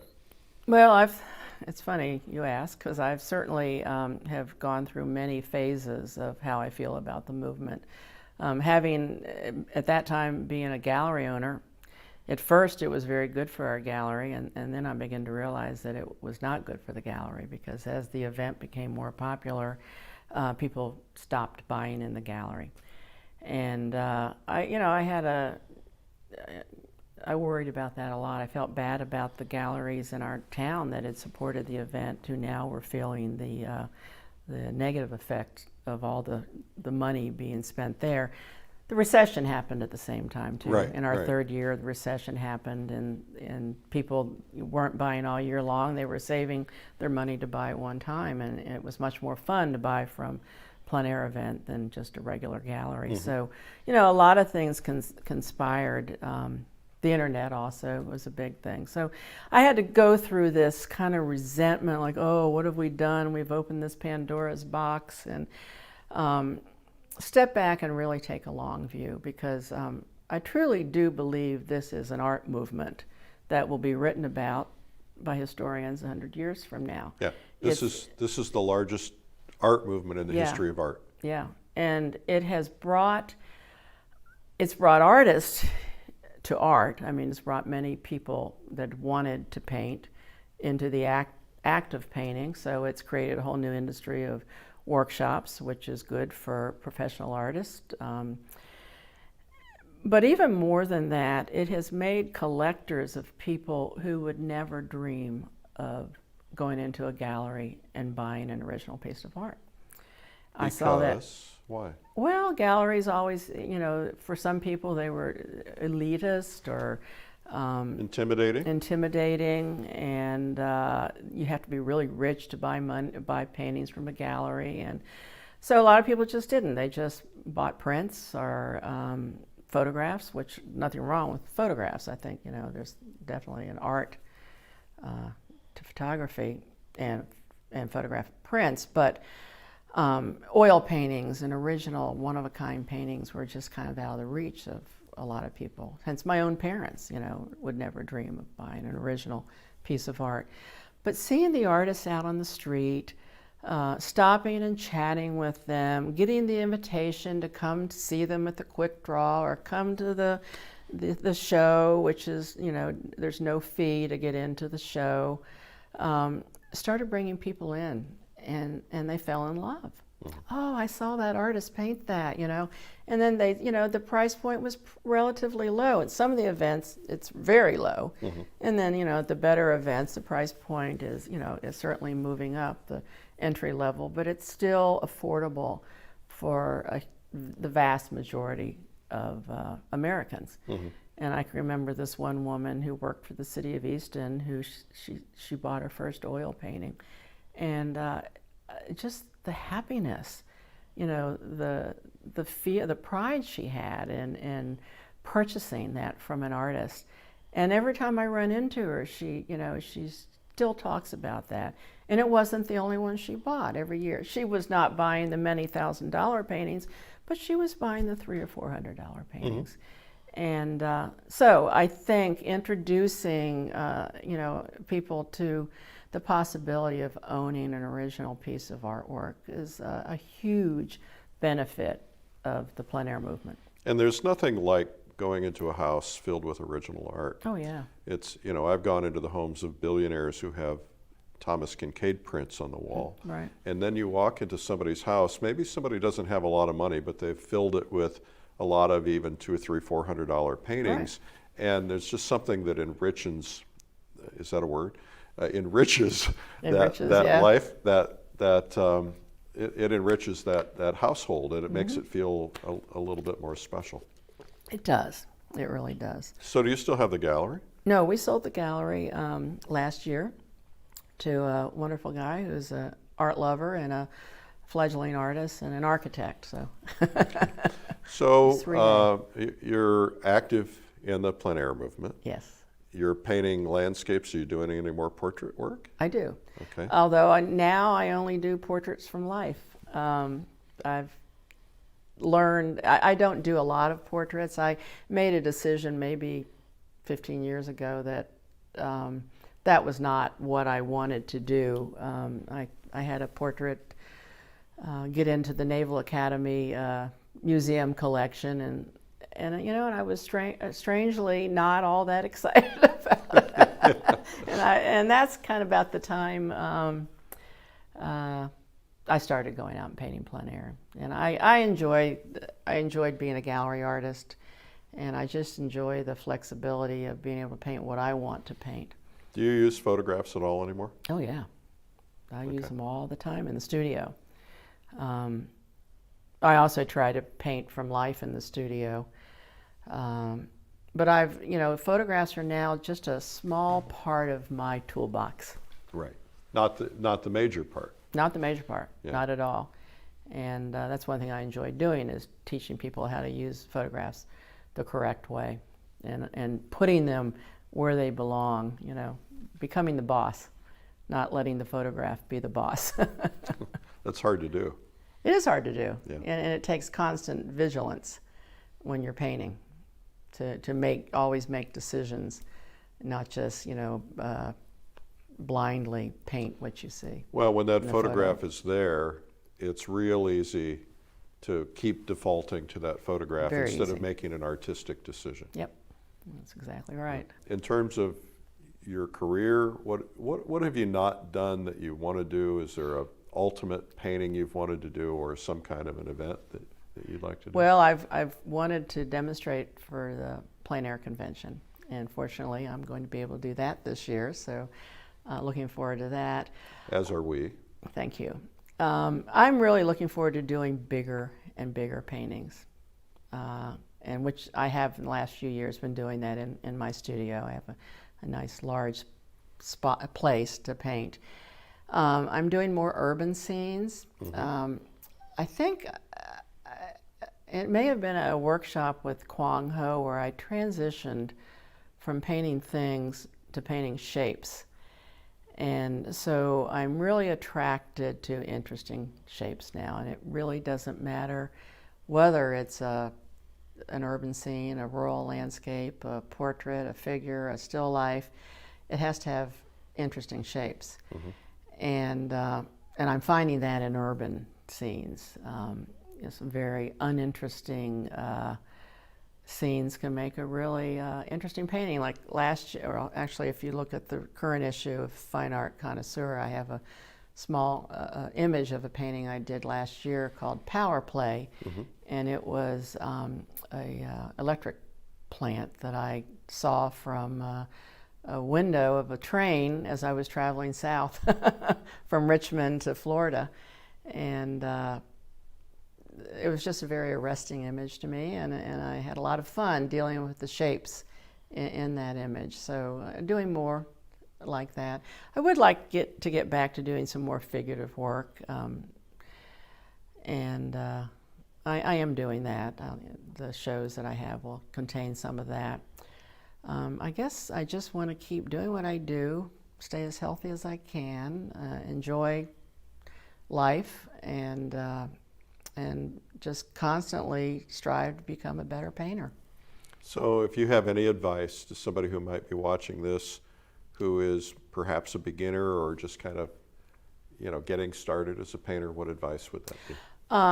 Learn the concepts. Learn all the things you need to know to be able to express yourself. And that is drawing, design, value, color, edges, paint application. Study with somebody who's a good teacher, who can explain those concepts to you in a coherent way. Learn your own personal aesthetic, and this is something I had to do. My skills were pretty good, but I liked hard edge work, and I liked soft edge work, and I liked semi-abstract work, and I liked photorealist work, and I found myself going to all these different types of painting and doing them. I'm not a highly detailed painter. I like action, I like movement, I like color, I like a variety of edges, and so I thought, well, yeah, that's who I am. And so unapologetically, I have gone forward and tried to paint who I am and not who somebody else is. Mm-hmm. There's nothing wrong with somebody who is highly detailed. That's a wonderful skill to have, and they produce beautiful paintings, but it's not me. I'm more of a big picture person, I think. You also, it's interesting because just listening to you, you've gone through different phases. Oh, absolutely. Right. So I think that's something everybody can expect Yeah. too, is that and as you get more comfortable with concepts and the idea of moving paint around or having this become second nature, once you get that down, then you can kind of go through your path, which is... Yeah, and it will come naturally. It's like your signature. You can't escape your natural way of signing your name, and your natural way of painting your own personal aesthetic will come out. But you have to do the hard work first. Don't think you're going to start painting masterpieces in a few years. Some people might. There are people that are more I don't know if the word's talented or gifted, or just are able to grasp the skills, just the way their brain works. Maybe their hand-eye coordination might be better than the next person. So for some people, their development will come faster than others. But I truly believe that people can be taught, and they can be taught the skills they need to paint well. The truly greats are people that have kind of transcended that, where the skills become second nature, and what they're trying to say or their own personal way of seeing things starts to come out. But what do all the truly great artists have in common? Originality. True. I think the other thing is that they just paint a lot. Oh yeah, 10,000 miles Yeah. of canvas, or 10,000 hours to take a master. Malcolm Gladwell wrote a book about that. Yeah, totally. Yeah. It takes time. Yeah, you just have to be, and that's something that I think encouraging artists, because again, my goal is to help people find it and then help them not give up. Because too many people, they get started and they think that, they'll say, it's about talent. And I think that some people do have some natural talent, but most of it is process. And, they don't go to a concert. They don't go and listen to a concert pianist and believe that person didn't start out playing Mary Had a Little Lamb. Right. And yet for some reason, they think when you're an artist, you just have this natural talent. And I'm trying to overcome that perception among people and help them realize, look, just get out there, keep practicing, just get some mileage, and that mileage, of course, once you get mileage, then you have to get instruction from really great people like you, because that will help you take big leaps fast. Absolutely. That's absolutely true. I think workshops are really, it's good to have a teacher in your own hometown, but for some reason, I don't think people learn as fast with weekly. They will learn, and I have my own students that study with me once a week when I'm at home.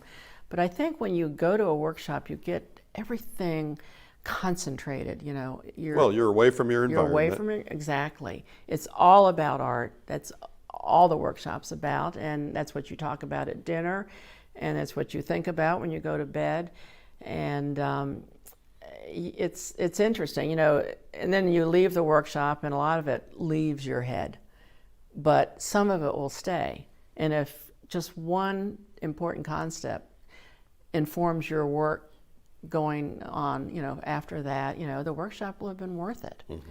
And, so I advise people to take as many as their budget can afford, but allow enough painting time between the workshops that they can really paint and explore the new concepts they've learned before going on to somebody else who may have a totally different way of teaching. Absolutely. Yeah. Well, this has been a pleasure. Thank you so much. Well, thank you, Eric. I've enjoyed it. That was Nancy Tankersley, and the video is Painting Figures from Photographs. If you want to learn more, go to lilyartvideo.com. I'm Eric Rhodes.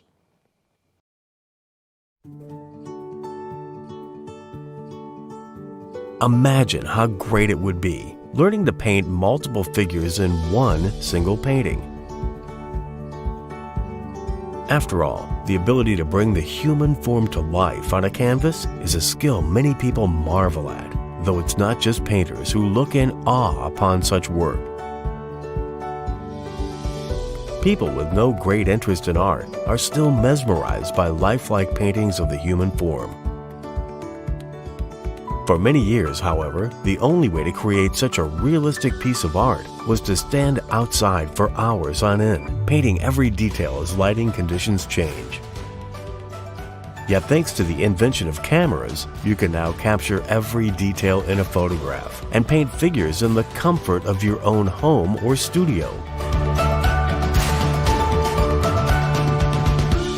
With this all-new release from Lilladal Art Instruction Video, you now have the chance to learn how to produce such paintings yourself.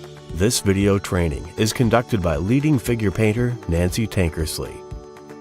When you master the skill of painting from photos, you'll save a lot of time that would otherwise be spent outside, no matter the conditions. In this training, you will discover Nancy's advanced method of making one painting from 2 separate photos. The truth about adding detail to a face in your painting when you can't see any of the original photograph. The box technique Nancy uses to paint 2 figures right next to each other.